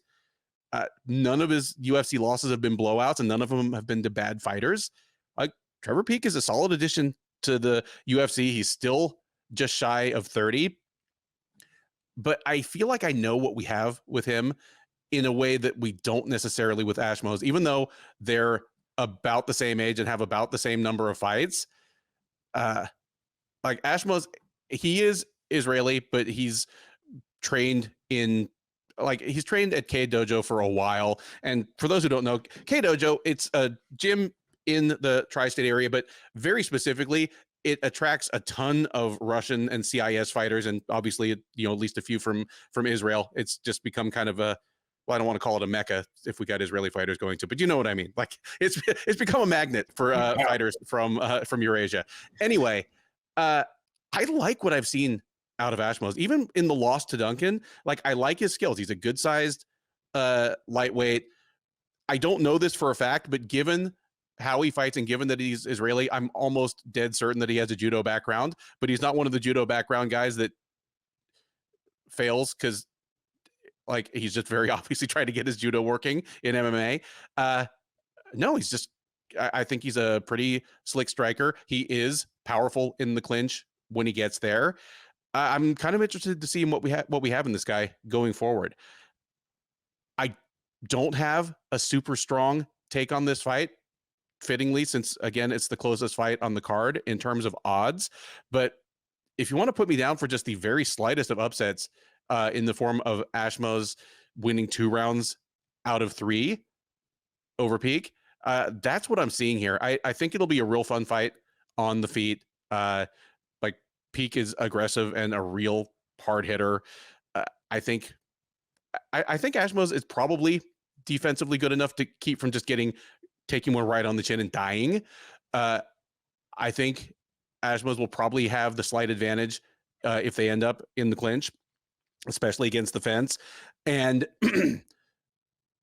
almost by default, I'm going to guess he'll have the advantage on the ground. Like, even regionally, like, Peak has not looked super comfortable on the ground, especially when he's being put there and it's not in the time or place of his choosing. So not a ton of confidence in this one, but give me Ashmoz by decision in a fun fight. Yeah, I mean, this fight would be really fun. I mean, just watch any Trevor Peak fight. I mean, the guy fights like a madman. He's just nonstop action.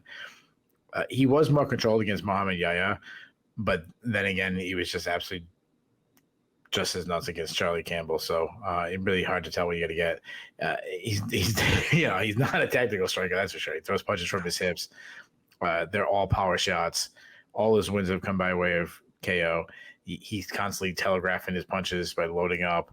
He throws, he overthrows his shots, trying to end the fight, which leaves him open to be countered. When he does try to avoid strikes, he bobs and weaves a lot, but it's so dramatic and drastic that he can dip right into a knee or a punch, and he's been hurt a lot. He will throw a lot of uppercuts. I do like that he works the body. He throws hard kicks. I see he fights like a madman, but he will go for takedowns. So, and he actually wrestles a lot, but he's not great with his wrestling. He's not much of a wrestler at all. And technicals.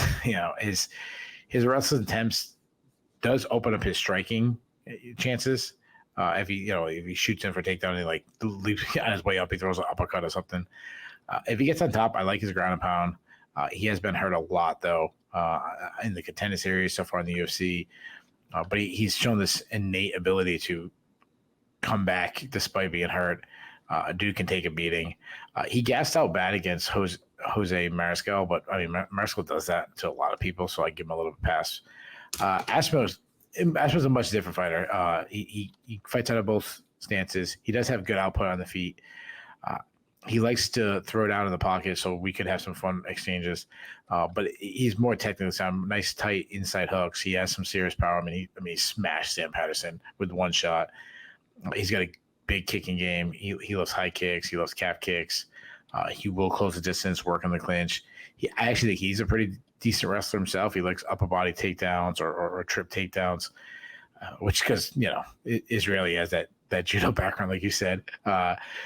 Or we assume he has good ground and pound and a good get-up game if he gets taken down. So this is a really fun fight.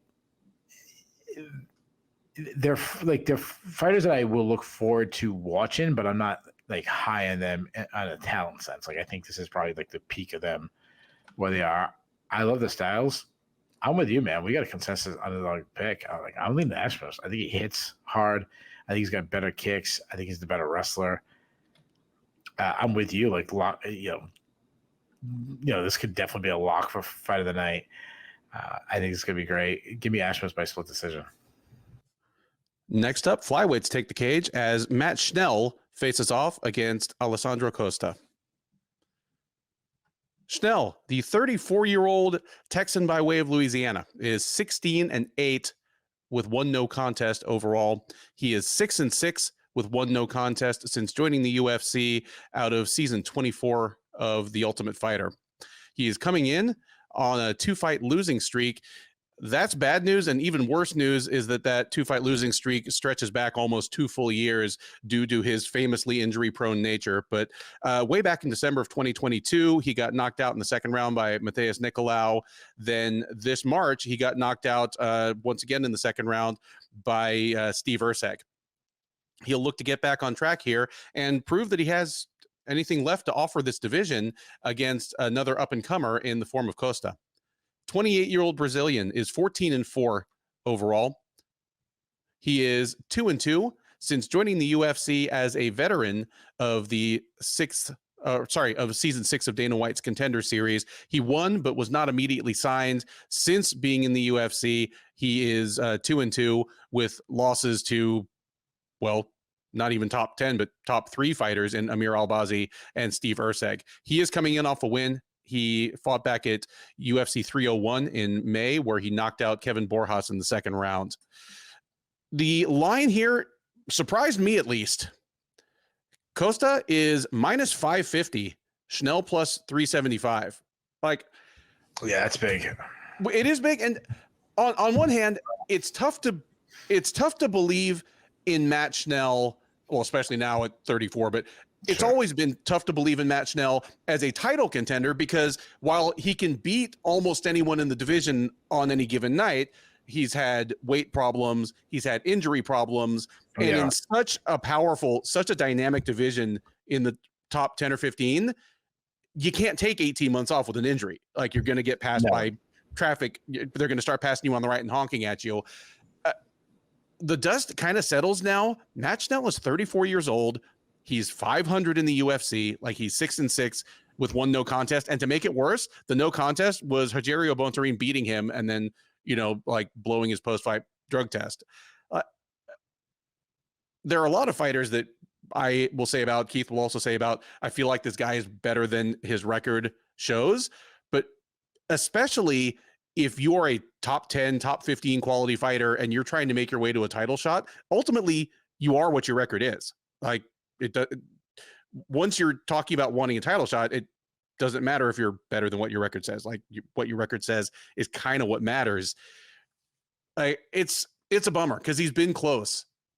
And here he is. I mean, he's not in Sherdog's flyweight top 15 anymore, just because our rankings take in every promotion and there are good flyweight divisions in other organizations, but he's still number 11 in the UFC's own flyweight rankings. It's pretty wild that he is like a guy as new to the UFC that is also 500 in the UFC is a greater than 5-1 favorite against him. But I understand where that's coming from, because even though Schnell's losses have been to Nicolau and Urseg, both of whom are, both of whom might just be better fighters than him, even when he's perfectly healthy. Schnell, he hasn't looked the same in the last couple of years. Like, if you'd asked me in 2020 or 2021, I'd be like, he's a potential title challenger that just needs to, knock on wood, like, stay healthy and get a better nutrition coach and just get his weight cut under better control. Because when he was healthy, I mean, he had all the skills, and obviously he was a big guy for the division. That was part of the problem. But big guy, athletic, good striker, very good grappler. I always thought he was one of the better wrestlers in the division, and it didn't get talked about very much. But here, I think he's starting to flag a little bit. Age, he's only 34, but he's only 34 in the lightest men's division in the UFC, and it has a history of injuries and difficult weight cuts. I don't know if Costa is the future of the division, but I think he's more a part of the future of the division than Schnell is at this point. If we get the best possible version of Schnell, I'm still picking Costa to win a decision here. I think he might hit harder on a shot for shot basis than Schnell. I think he can at least hold his own with him on the ground, and I have more faith in him to be at his best in round 3 as opposed to Schnell. Like Schnell has just started to look faded right before he gets finished in his last few losses. That's not a good sign. So hard as it is for me to say, like, I think we've seen the end of Matt Schnell as a top 10 flyweight, and I think that's going to be driven home here. Give me Costa to win. I could see it being a close first round. I could see Schnell even winning the first round, but by the middle of the second round, there's going to be no question who's in control of the fight. And I'm thinking Costa starts to wear down Schnell. Schnell fatigues, the accumulation of damage. Costa has fully taken over the fight by the third round and gets the finish there. Give me Costa by third round TKO. I'll say it probably starts on the feet and ends on the ground. Yeah, I mean, my issue with this fight is that betting line. I mean, like you said, that he's, what was it, like negative 500 or something like that? Minus 550. Yeah, minus 550. Like, you said something about Schnell, which I totally agree with. You said that he could beat anybody on any given night, but he won't ever be a title challenger. And you based it on injuries, and I agree that's definitely you can't take this long periods of time off. I know he fought earlier this year, but again, like, he's had tons of time off in his career. But the other reason, like, he could starch anybody. I just don't think he could go on a winning streak and continue to starch guys or submit guys, or he's got all those subs, and that is why he can be a title challenger. Because he could beat Alejandro Pantoja on the right night, but could he be that guy 5-6 nights in a row to become the champion? But because of that, his ability to beat anybody is like, how could he possibly be this big? I don't think he should be that big of an underdog to Alejandro Pantoja, not a guy who's 2-2 in the UFC. So, it's hard to get a grasp on Snell because you said he's in and out of the UFC. I mean, obviously, when I say in and out, I mean out of the, not out of the organization, but just in and out of the cage, I should say. Mm-hmm. What we've seen of him, he's a high output striker. He marches down his foe. He uses a lot of feints to set up his power shots. He loves to get in the pocket and unload big shots. He's a guy who wants to brawl, and he's got really big power. I mean, he hurt Bonnerin. He hurt Pantoja back in the day. He hurt Tyson Nam. You got to worry about his chin, though. I mean, even more than injuries, he's been blasted a lot in the past. I mean, I think his chin is completely gone and been knocked out a lot of times. He's a good grappler. He gets to fight the guard. He's got 8 subs. He loves head attacks, darce chokes, guillotines. He looks for subs off his back. But he has been submitted quickly himself. He was submitted by Brandon Royval. Costa, first thing I know, he's a short, stocky flyweight, but he's jacked. He tends to fight in spurts. He lulls and then he explodes into power shots. He hasn't had the best output, in a division that you really need good output. But I'd say it has picked up a little bit lately. When he is attacking, he throws combinations. He loves to throw down in the pocket, and with those hard, tight hooks that he throws, he loads up a lot. So he's looking to end the fight with a single blow, which can telegraph. But when he connects, he does hit hard. I love that he works the body. He throws hard calf kicks. You go back to like Bohas. He was destroying Bohas with leg kicks. He's a decent wrestler. Definitely more of a like jiu-jitsu grappler than a explosive NCAA level wrestler. I think Schnell's good. Like, he's good. He's fun. I just think he's fast. He's a good athlete. He hits hard.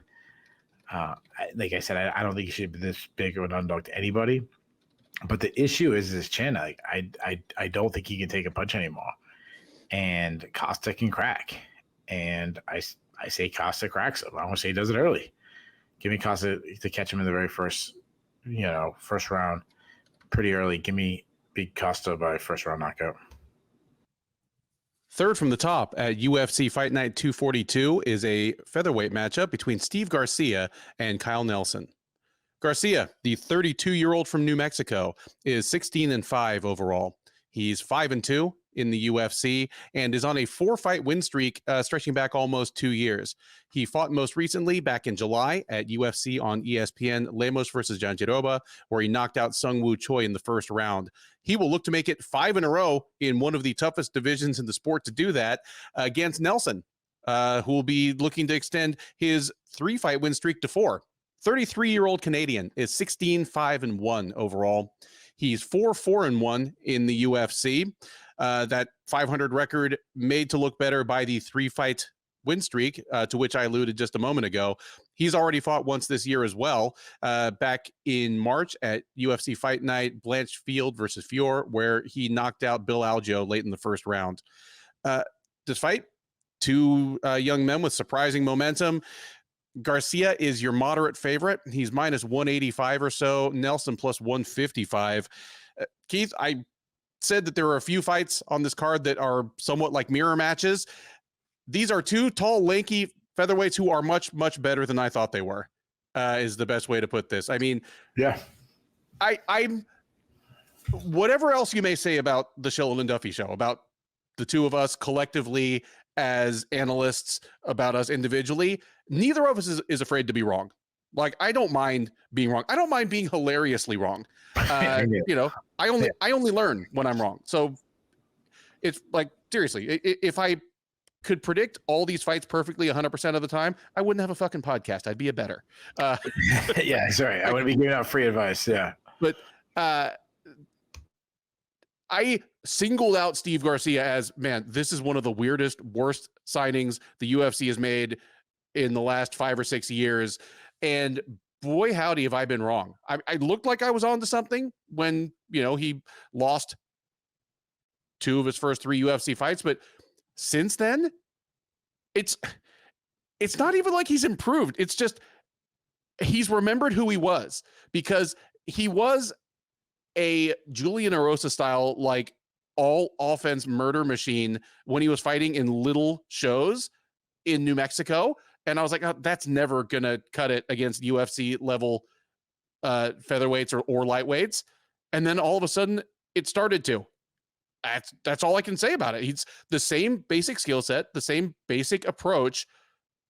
And all of a sudden it's working against good fighters.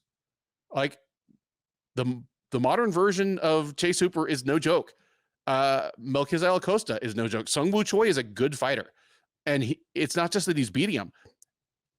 His 4-fight win streak is all knockouts. He's crushing these people.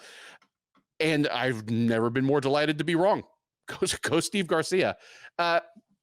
Something similar, could be said about Nelson for me. In Nelson, I saw a guy that he has some decent skills, but he's not a plus athlete.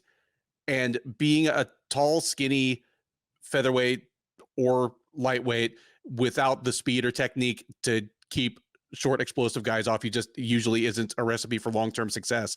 But all of a sudden, he's beating pretty good fighters. And while he's not the same kind of finisher as Garcia, knocking out Bill Aljo, I mean, that was as wrong as I've been on a pick this year. I thought Aljo was going to be all over Nelson. So on one hand, you never could have told me that Steve Garcia and Kyle Nelson were going to be third from the top on a UFC card in 2024. But considering that they're on 4 and 3 fight win streaks over decent competition in one of the toughest divisions in the UFC, like, just, it's cool. It's a success story for both guys. As far as this fight goes, I do agree with the line. I think this is where the fun is going to end for Nelson. Garcia is even bigger than Nelson is. Like, I don't know who'll have the reach advantage, but Garcia is a little taller, and I think he's going to expose some of Nelson's bad habits defensively. Like, if you're not good at moving your head and keeping and bringing your hands back up against Steve Garcia, if you back straight up when Steve Garcia starts coming at you, like, even if he misses with the first 3 punches, if you're backing straight up and not moving your head, if he knows where your head's going to be for that 4th one, he's going to find it. Like, that's what we've learned about Steve Garcia over the last 2 years. So even though Nelson's been a good success story in his own right, I think the Steve Garcia Fun Express is going to keep on keeping on here. And I see no reason that it's going to be long or drawn out either. I think Garcia wins by knockout either late in the first round or early in the second. I'm going to go ahead and say round 1 TKO for Garcia, but if it goes into the second round, that wouldn't shock me either.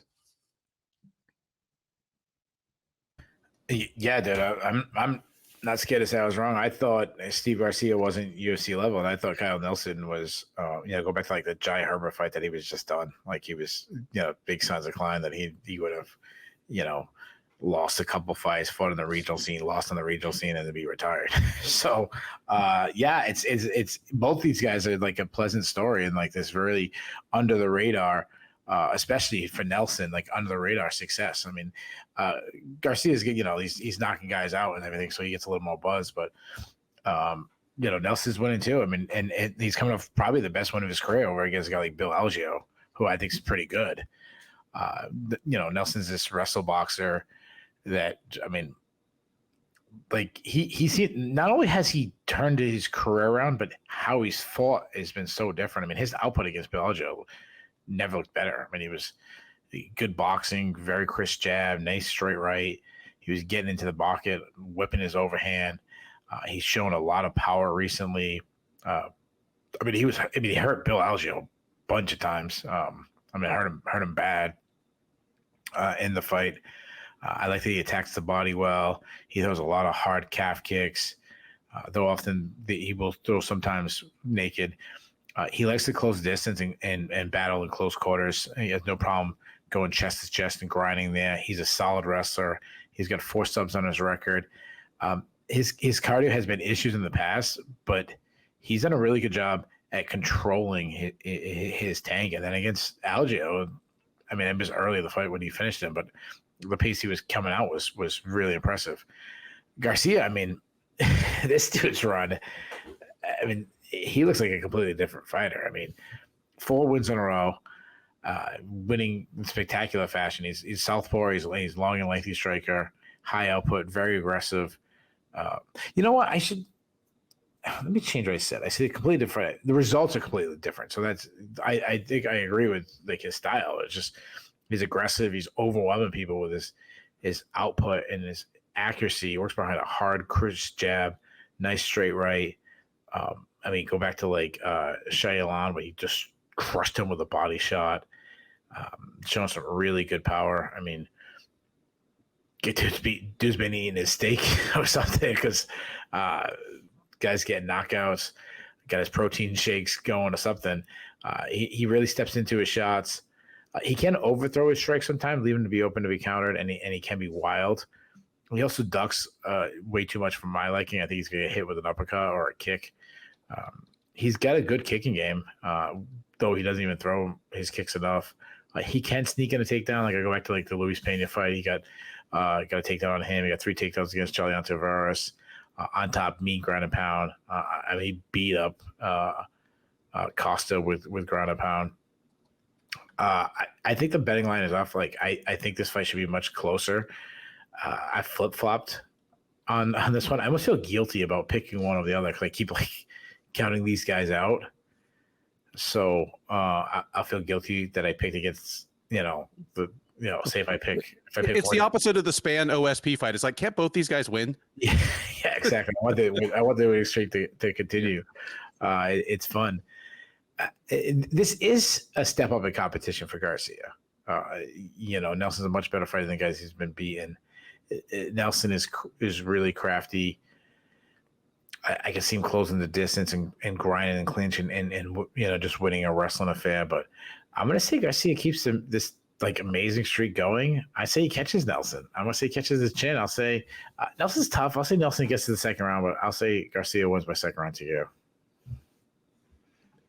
And on the recap, we will be throwing in some like top 15-ish names for his next foe if that happens. Either guy, really. Yeah, really, either one. Here's and we can talk more about it on the recap, but I didn't mention it because it wasn't on super short notice, but Garcia is coming in for Nelson's originally scheduled opponent, Calvin Kattar.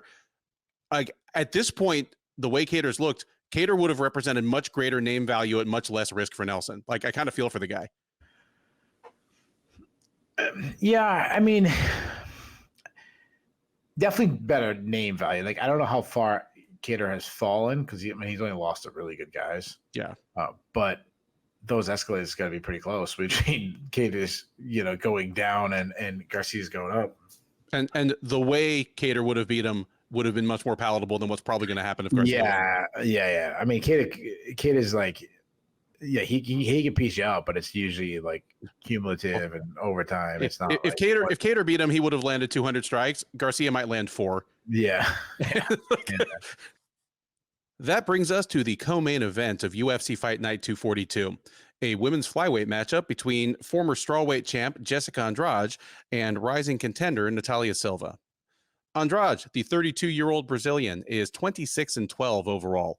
She's 17-10 in the UFC. She has, of course, very famously fought across 3 different weight classes. At flyweight, she is 3-2, but she's on a 2-fight win streak. Both of those fights coming at strawweight. She knocked out Mackenzie Dern in the second round last November at UFC 295, then picked up a split decision over Marina Rodriguez at UFC 300 in April. Rather than keep things going at 115 pounds, she is stepping back up to 125 here to face Silva.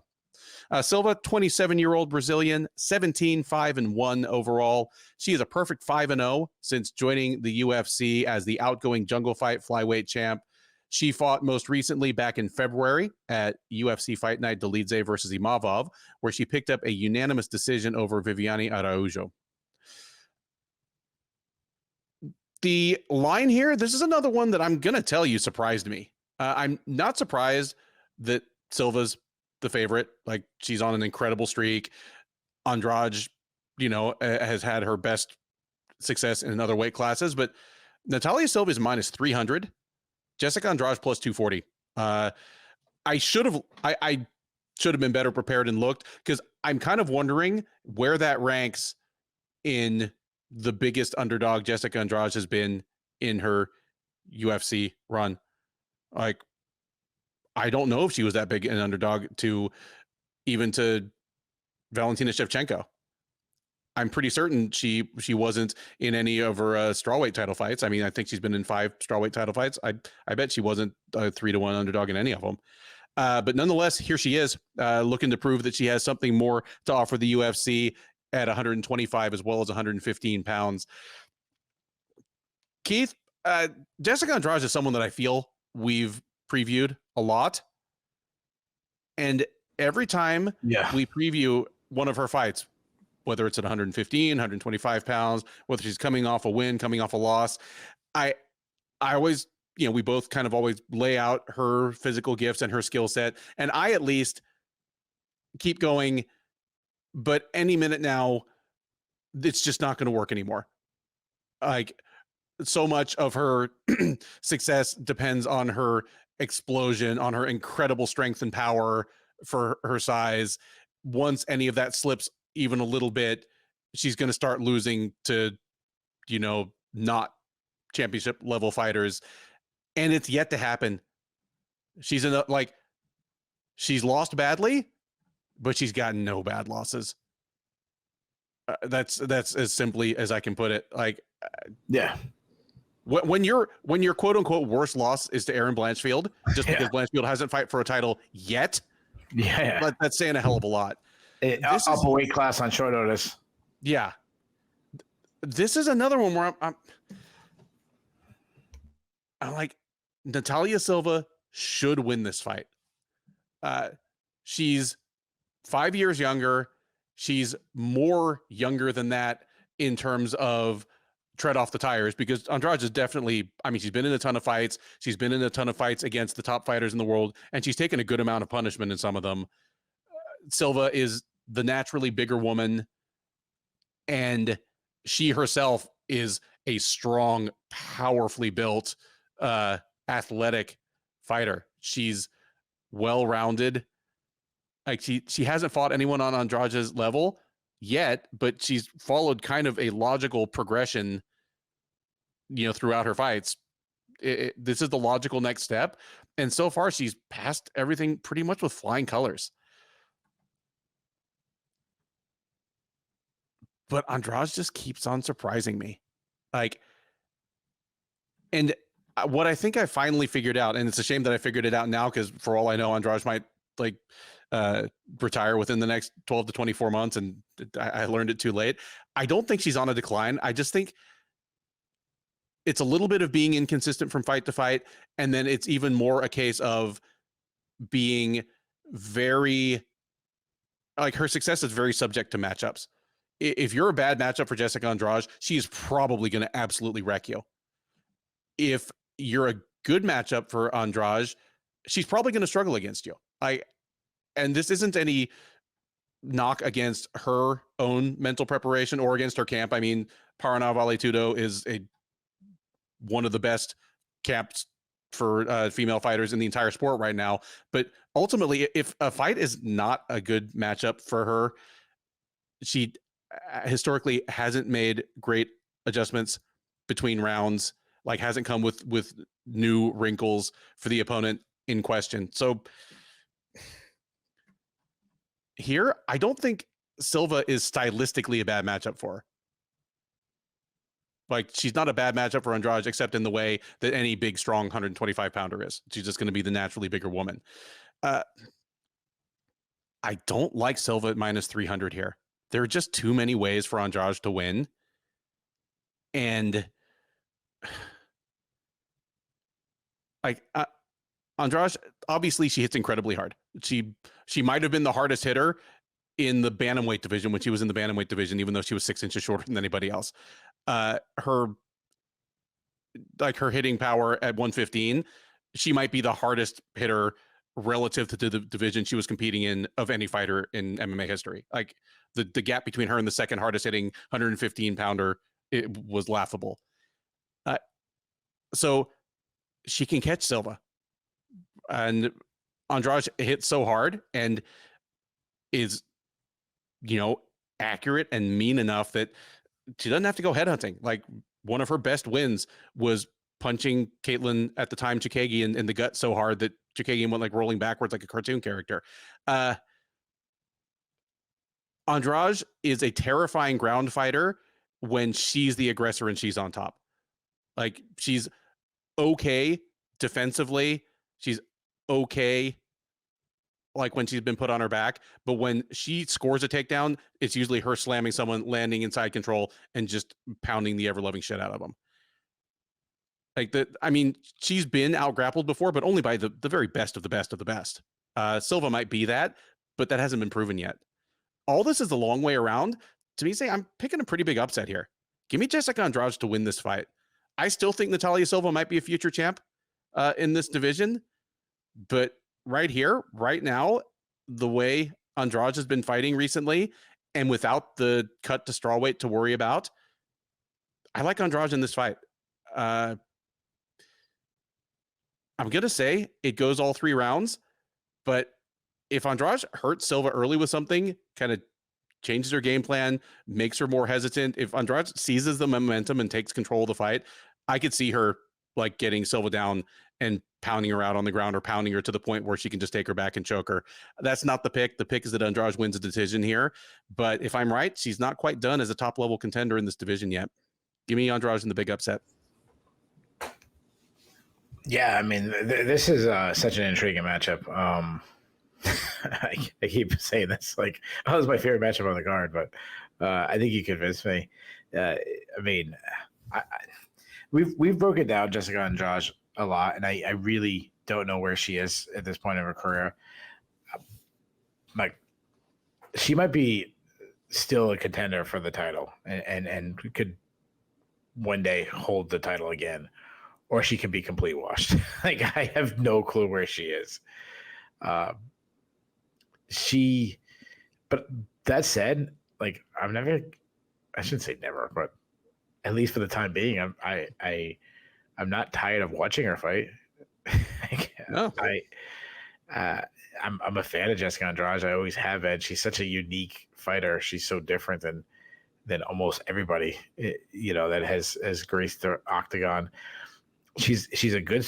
You mentioned she's well run. She is well run. She's a good striker. Very good at marching down her foe with high volume, kind of blitzing her opponent in short spurts. Throws a lot of hard, tight hooks.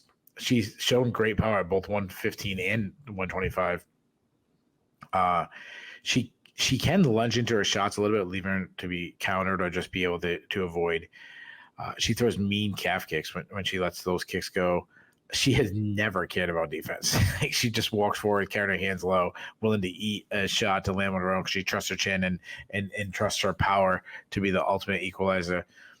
She lacks head movement. She has lost some speed, or these have been signs. Like, Erin Blanchfield was too fast for her recently, and then Yan Xiaonan was really too fast for her. That was the one that was a really eye opener, as how dominant Yan Xiaonan was. Some of that has to do credit Yan Xiaonan, who's really good. You also have to worry about her chin.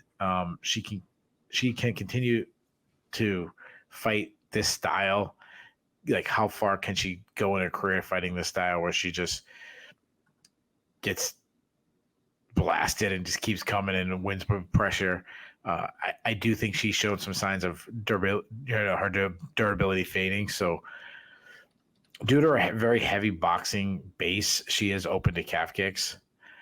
She's a good wrestler. She's got good entries, insanely strong. Just grabs the leg and tosses you on your face.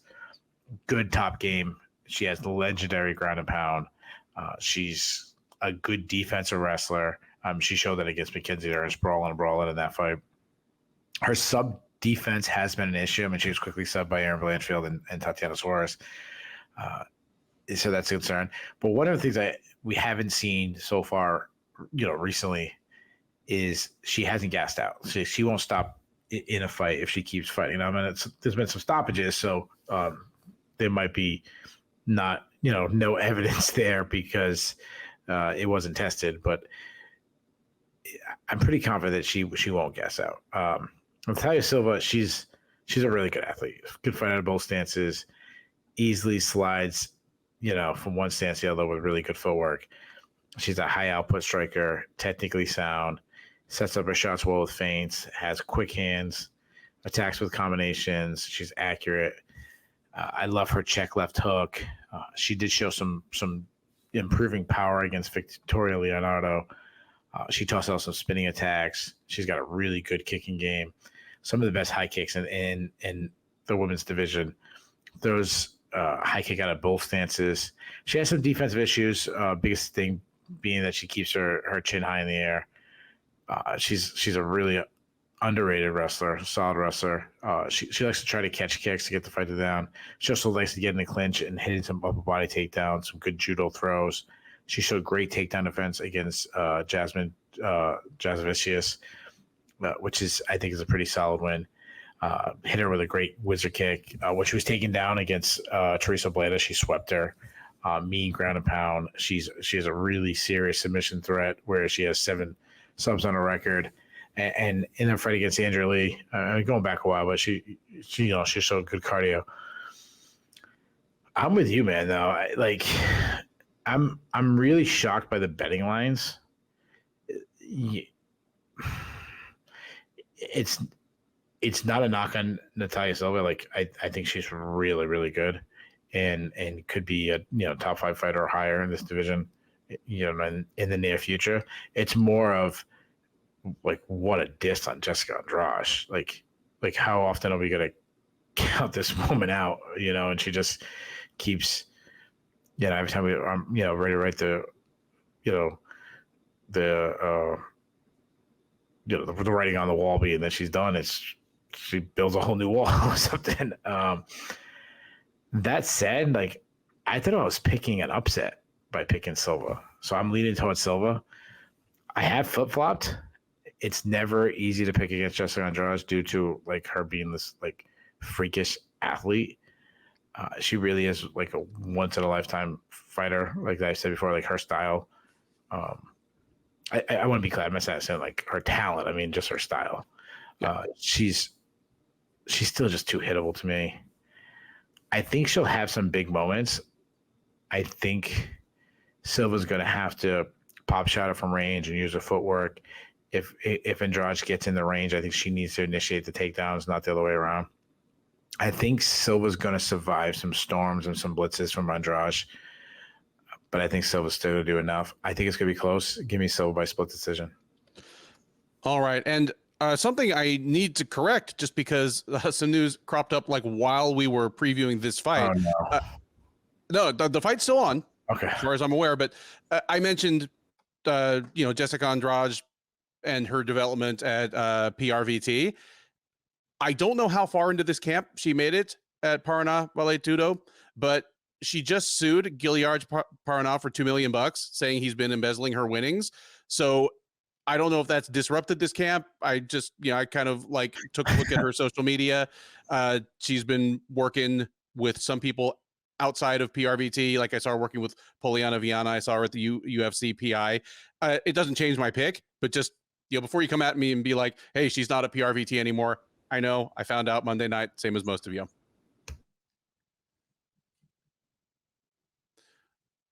All right, you ready for Burns versus Brady? All right. Yep. With that, we come to the main event of UFC Vegas 97, a high-level welterweight contenders bout between Gilbert Burns and Sean Brady. Burns, the 38-year-old Brazilian, by way of South Florida, 22-7 overall, 15-7 in the UFC, 8-4 since moving up to welterweight. He spent the first part of his UFC run as a ridiculously dehydrated lightweight before moving up to 170 pounds. He went on a good enough run there that he made it to a title shot and came tantalizingly close to dethroning Kamaru Usman at the time when Usman was arguably the most dominant fighter in the whole sport. So some high points there, but it's come crashing back to earth over the last year and a half or so, as he is on the first losing streak of his entire career. He has back-to-back losses to Bilal Muhammad and Jack de la Maddalena in his last 2 outings. The most recent of those, the de la Maddalena fight, was at UFC 299 back in March. So he'll look to snap that streak, prove that he is still a factor in the title picture. In order to do so, he will need to defeat Brady. 31-year-old fighting out of Philadelphia, 16-1 overall, 6-1 in the UFC. That one loss was against Bilal Muhammad back almost 2 years ago at this point, back at UFC 280. He was competitive in the early going and then got Bilal Muhammaded, and Muhammad ended up TKOing an exhausted and frustrated Brady late in the second round. He bounced back from that last December with a 3rd-round submission win over Kelvin Gastelum. That's his only fight since the loss to Muhammad. He has been on the shelf with a variety of injuries, but he's back. He's still just 31 years old, and he himself is eager to prove that he is a future title contender in this division. Keith, your favorite in this fight is minus 180. Your underdog is plus 150. Who are they? I'm going to say Brady's a favorite. You are correct. Sean Brady minus 180. Gilbert Burns plus 150. I think you and I both picked Muhammad to beat Brady back when they fought almost 2 years ago. And I know that I did. Yeah, sure we did. Sure we did. No, I know for a fact that I did. I'm happy don't to remember about this one. Yeah, we did. You know, I said we picked Muhammad every single one of his wins on this streak. Yeah. Actually, in fairness, we did both pick the main event, the title. So yeah, we picked him to beat Leon Edwards. I definitely picked him to pick Sean Brady and picked him to beat Sean Brady. And what I said at the time, and I'm saying it now because it's still kind of applicable, is Sean Brady is a very good fighter. Like, he's a top 10 welterweight right now. He should be a top 10 welterweight, but he has a wrestling heavy style that, unless he's really dominating, tires him out as quickly as it does his opponent. And Bilal Muhammad might be the worst fighter in the entire sport to try to do that too. So he lost to Muhammad pretty badly, bounced right back, and against Kelvin Gastelum, he looked about like he did against his last few opponents before Muhammad. Is it just a case that Brady is, I mean, he's a flawed fighter. His flaw has been laid bare, but there may only be 1 or 2 fighters in the entire division that can make him pay for it? I don't know. Tell me how you see this fight going and who you think wins. I don't think it's a huge flaw. I think just Bilal Muhammad is really good, and you guys have moments like this in fights, and Bilal Muhammad is the ultimate game planner, and just a man. There's just no way around it. I love this fight.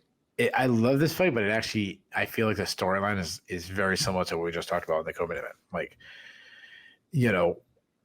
someone on the rise like Brady. I think Brady may be a little more established than Natalia Silva, but like still at this point in their career, kind of in the same range again. And when Gilbert Burns is kind of in that same range is Jessica Andrade without like ever winning the title, where it's super tough test, well-rounded, short, stocky kind of person. And it's hard to know what we have on them. I mean, Gilbert Burns is one of the most well-rounded fighters in the history of the sport. I think when when Gilbert Burns finally retires, I shouldn't say finally, like I want to retire. He's 38. Yeah. Yeah, no, but I meant more like when he eventually retires. Yeah. But eventually, that's the word I should have said. Eventually, yeah. like finally is when like Andrei Arlovski finally retires. I think the narrative, like I always say this on the recap, I'm like, hey Ben, how you remember Gilbert Burns? I think when I remember Gilbert Burns, I'm going to remember him as the ultimate tweener, where in his prime, he may have been the champion if there was a 160-pound division, or maybe the champion if there was a 165-pound division, because I think he's that good. And I mean, like how close he was at 170, but he's always been shorter. I mean, he's a stocky guy. Don't get me wrong. He's not like small, but he's a short guy for the weight class, and just seemed to me like in the wrong place at the wrong time. Now he's a good striker. He's got quick hands. He keeps everything tight and inside. There's hard, tight hooks, attacks with combos, gets inside and lands bombs. I mean, he has power. I mean, he starts Damian Maia. He hurt Kamaru Usman. He hurt Hazmat Shemaev. Like these are really good guys that he's hurt. Now, in fairness, those were all a long time ago. So take that for what it's worth. But due to his height, like what I was talking about earlier, he has struggled with the long and lengthy welterweights. He guy's much bigger than him. Like Usman and Shemaev kind of bust him up with a jab. He was reaching a lot in his counter striking against Jack Della Maddalena in his last fight, which I'd say he overextended or lunged it a little bit to an extent, but not like I saw against Jack Della Maddalena, which may be a sign of like declining technical skills. but the last thing to go is always power. He throws hard kicks to the body. He does well to battle in the clinch. He has always been a good dirty boxer. He's an underrated wrestler. Good timing on his entries. I mean, and he took Stephen Thompson down over and over again. He took Jack Della Maddalena down 7 times in their fight. He slammed Tyron Woodley back in a couple of years ago with a power double. He's got good body lock and inside trips. He's got good hip control. I mean, it's been a while, but I was impressed with like how he judo through Gunnar Nelson. The guy's tough as nails. I mean, he can take a beat and has taken me for years and just doesn't stop. But I am worried that the toll may finally have caught up to him. I mean, he just recently knocked out against Jack Della Maddalena, despite having a lead in the 3rd round where he just needed to kind of hold on and he was probably going to win. If he can get the fight to the ground, he's got great top control. I mean, the guy on the ground is an elite grappler. I mean, you talk about I think he was like a 3-time world champion in BJJ. Mm-hmm. He's obviously a submission threat. He's got 9 subs on his record. Recently subbed like a guy like Neil Magny, somewhat recently. So that's still there. Sean Brady, I've liked Sean Brady a lot, man. I was pumping Sean Brady on the regional scene. The only time this guy has lost is to the current champion, to me, like, if you ask me, will he ever be a champion? The answer is always going to be no. Sure. Just playing the field, just playing the odds, but not that the talent isn't there. Kind of like if you say anything, even though I picked Belal Muhammad to win the title, if you asked me 2 years ago, will Belal Muhammad win the title? I'll say no. Like, I'm just playing the odds. It's such a great division. It's also not out of the realm of possibility that he's fighting for the title one day and he's avenging the one loss, and it's just like, wow, like we thought maybe he wasn't as good as he was. And it's like, no, like he just lost to Belal Muhammad. That's it. Like that was the glaring weakness. I like what I see out of this guy. He's a well-rounded fighter. He can fight out of both stances. He's constantly switching back and forth to kind of keep his opponents guessing. He has a nice, tight boxing game. I think his hands are fast. He's got some good pop in his hands. I love that he like targets the body and crushes the body. He has some of the best leg kicks in the game. He has a fantastic like clinch work, super strong, good at pinning his opponents against the cage or wearing them down.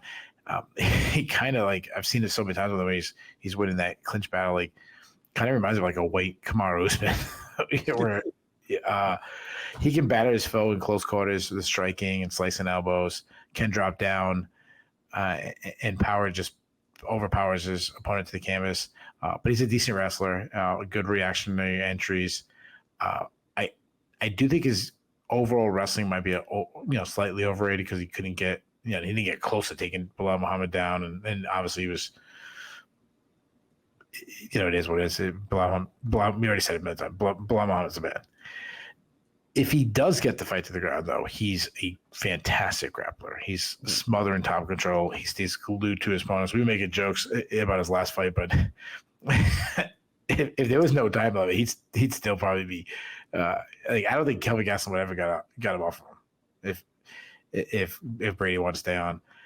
He's got good ground and pound. He's a BJJ black belt. His former teammate or kind of whatever, I know he's kind of inactive fighter. Paul Felder is always talking about how great that he's the best guillotine he's ever seen and felt is Sean Brady. Great back takes. Took Mike Kukas's back a bunch of time, which at that time was a really good, I know he kind of gassed a little bit in that fight, but was still like to win grappling matches against Mike Kukasa then was such an accomplishment. He made Kelvin Gastelum look like he never did BJJ like in his entire life. He has 5 subs on his record. He subbed a good grappler in Jake Matthews. He took out Christian Aguilar with a sub. He subbed Gastelum with this like a freaking Kimura. So it showed you how good his BJJ is, but also how freakishly strong this dude is. I know he gassed a little against Chiesa. He really slowed down against Muhammad and hated the pressure from Muhammad. But like he does it to everyone. Like he did it to Leon Edwards. So I think this is an incredible main event. I'm talking about this fight and I'm rambling, but it really's got me more intrigued. It almost feels to me like how excited I get when I break down two high level skilled guys in a pay-per-view. Mm-hmm. And it's just burning questions. Does Burns still have enough in the tank to hold up a rising contender? Because I think Brady is a rising contender, regardless if he loses or not. It just, to me, it answers to, is Burns like still there? I think this is similar to how I feel about the co-main event. I think this is the passing of the torch fight. I think Burns gets beat up everywhere. I think he gets beat up on the feet. I think he tries to grapple Brady. I think Brady's going to be too strong for him. The guy's freakishly strong. I think he at least matches Burns on the ground. I think we can have some back and forth affairs, but I think if the fight hits the ground, I think Burns might be missing takedowns and Brady's on top. I think it goes all 5 rounds, but I think the early rounds might be close. And I think Brady's going to answer questions about his gas tank, where he's not gassing late, where he's actually getting stronger as the fight goes on because he's implementing his game plan where he's the topside grappler. He's using his weight, holding Burns down, pushing Burns against the fence, landing combinations at distance. I like Brady. I like him pretty big. Give me Brady by decision. Yeah, what you're describing there would definitely be a passing of the torch moment, because it would be somebody beating Burns in a way that almost nobody has done. And those who have replicated any part of that have been the most elite of the elite. Before getting into like the actual breakdown of the fight, which will be short for me because you already said most of what I needed to say, I would love if the UFC brought back like Pride style ramp and fireworks intros for these, because Sean Brady could come to the cage like riding on Kelvin Gastelum's back, and Gilbert Burns could come in carrying like Herbert Burns. It would be just like the greatest. Like, just let the guys have their trademark. 10 years from now, Sean Brady will still be on Kelvin Gastelum. Gilbert Burns will still be carrying Herbert everywhere. I mean, you mentioned that Burns is just absurdly well-rounded. It's incredible. It kind of, I mean, it doesn't take anything away from what he has accomplished, because not everybody is that well-rounded, but also shows kind of how far the sport has come. You're even more old school than me, but like, I'm certainly old school enough to remember when it was so remarkable that BJ Penn was the first American ever to win Mundials, and then went on to become like in his prime, like in like 2009, Penn was probably the best grappler and the best striker in the 155-pound division. Yeah, without going over the roster in 2009 and trying to figure out, it wouldn't be a ridiculous assertion. No, absolutely not. And and maybe the best takedown defense we'd ever seen at that point. So the fight takes place where he wants, and he's better than you everywhere. Like, Burns won Mundials 3 times. Medaled at Abu Dhabi, and he is at least a much above average striker for the division. Good power for a guy that you don't necessarily, he's not the first guy you think of, but like, everything's got power on it.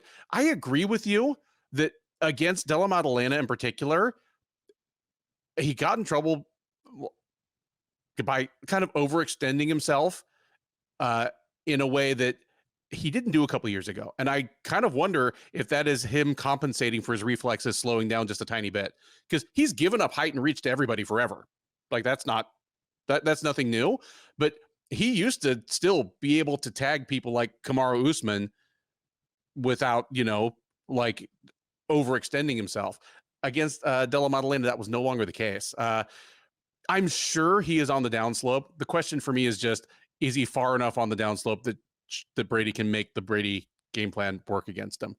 And interestingly, I think it comes down a lot to how the first round goes. And I don't feel that way about a lot of fights, but in this fight, I think the first round, maybe the first 3 or 4 minutes of the round, is going to tell us everything we need to know. If Brady gets Burns down in the first half of the first round. Like, even if Burns makes his way back to his feet without taking any damage, that's a good sign for Brady. If Brady struggles to get Burns down in the first round, I think that means really good things for Burns. Because, yeah, Burns lost his last fight late in a fight he was probably ahead because he got tired, got a little sloppy, got caught by a younger, fresher fighter. But outside of that, Burns has normally been a pretty reliable 3 and even 5 round fighter when he needs to be. And I still don't entirely trust Brady to be able to make that wrestling attack work for 5 rounds, especially 5 rounds, unless it's easy for him in the early going. Like, it's just, it's not as bad as Alexander Romanov, but you know, like the Alexander Romanov thing where, yeah, he's a very, very good wrestler, but he burns more energy than he needs to getting people down. Like, he hasn't really learned efficiency or finesse or nuance yet. Like, it's not to that extent, but there's a little bit of that to it. I'm leaning out on a limb here once again, but give me Burns to get one more last super elite win. And it's going to be a thing where if Burns beats Brady, like I think he will, and if he beats Brady, I think it's probably going to be by sweeping the last 3 rounds. Like, I could see Brady having good success early on, getting tired, and Burns just, you know, wily, experienced, incredibly tough, taking over late and sweeping the last 3 rounds. That's how I think he probably does it if he does it. If Brady is champ at any point, or if Brady 3 years from now has fought for titles twice, that's just going to be one more notch in the extremely like remarkable, you know, and probably historically underrated career of Gilbert Burns. I'm thinking he's got enough left in the tank for one more truly elite performance.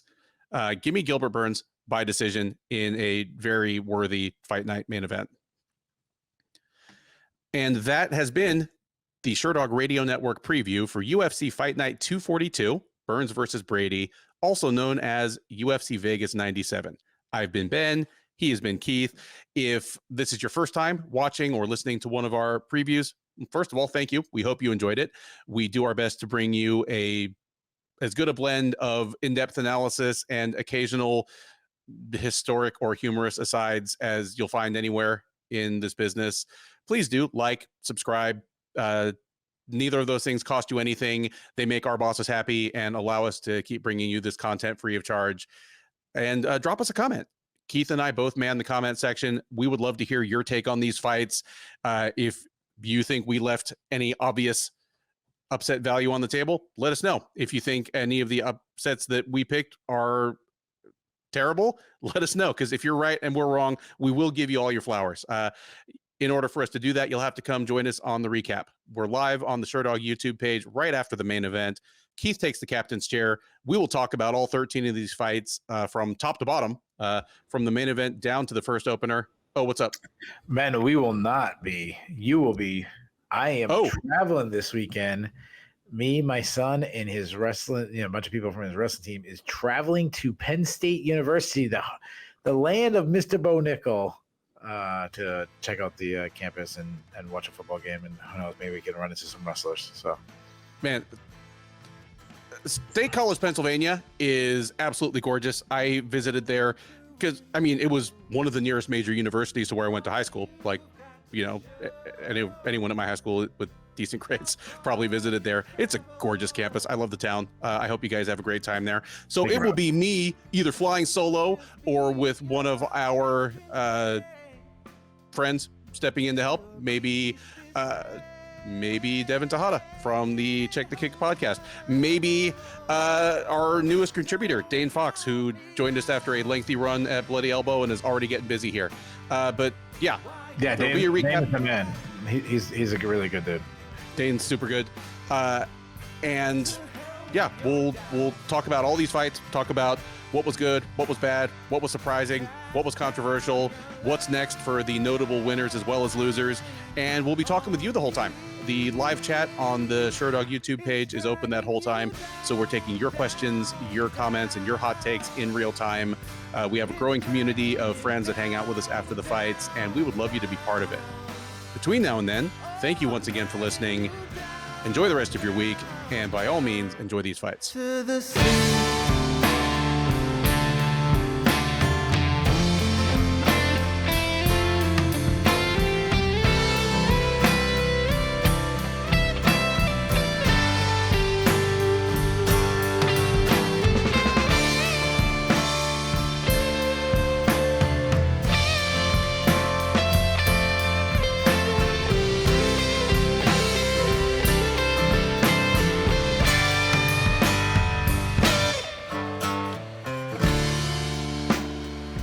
Make your bed of fairy tales while you're hunting for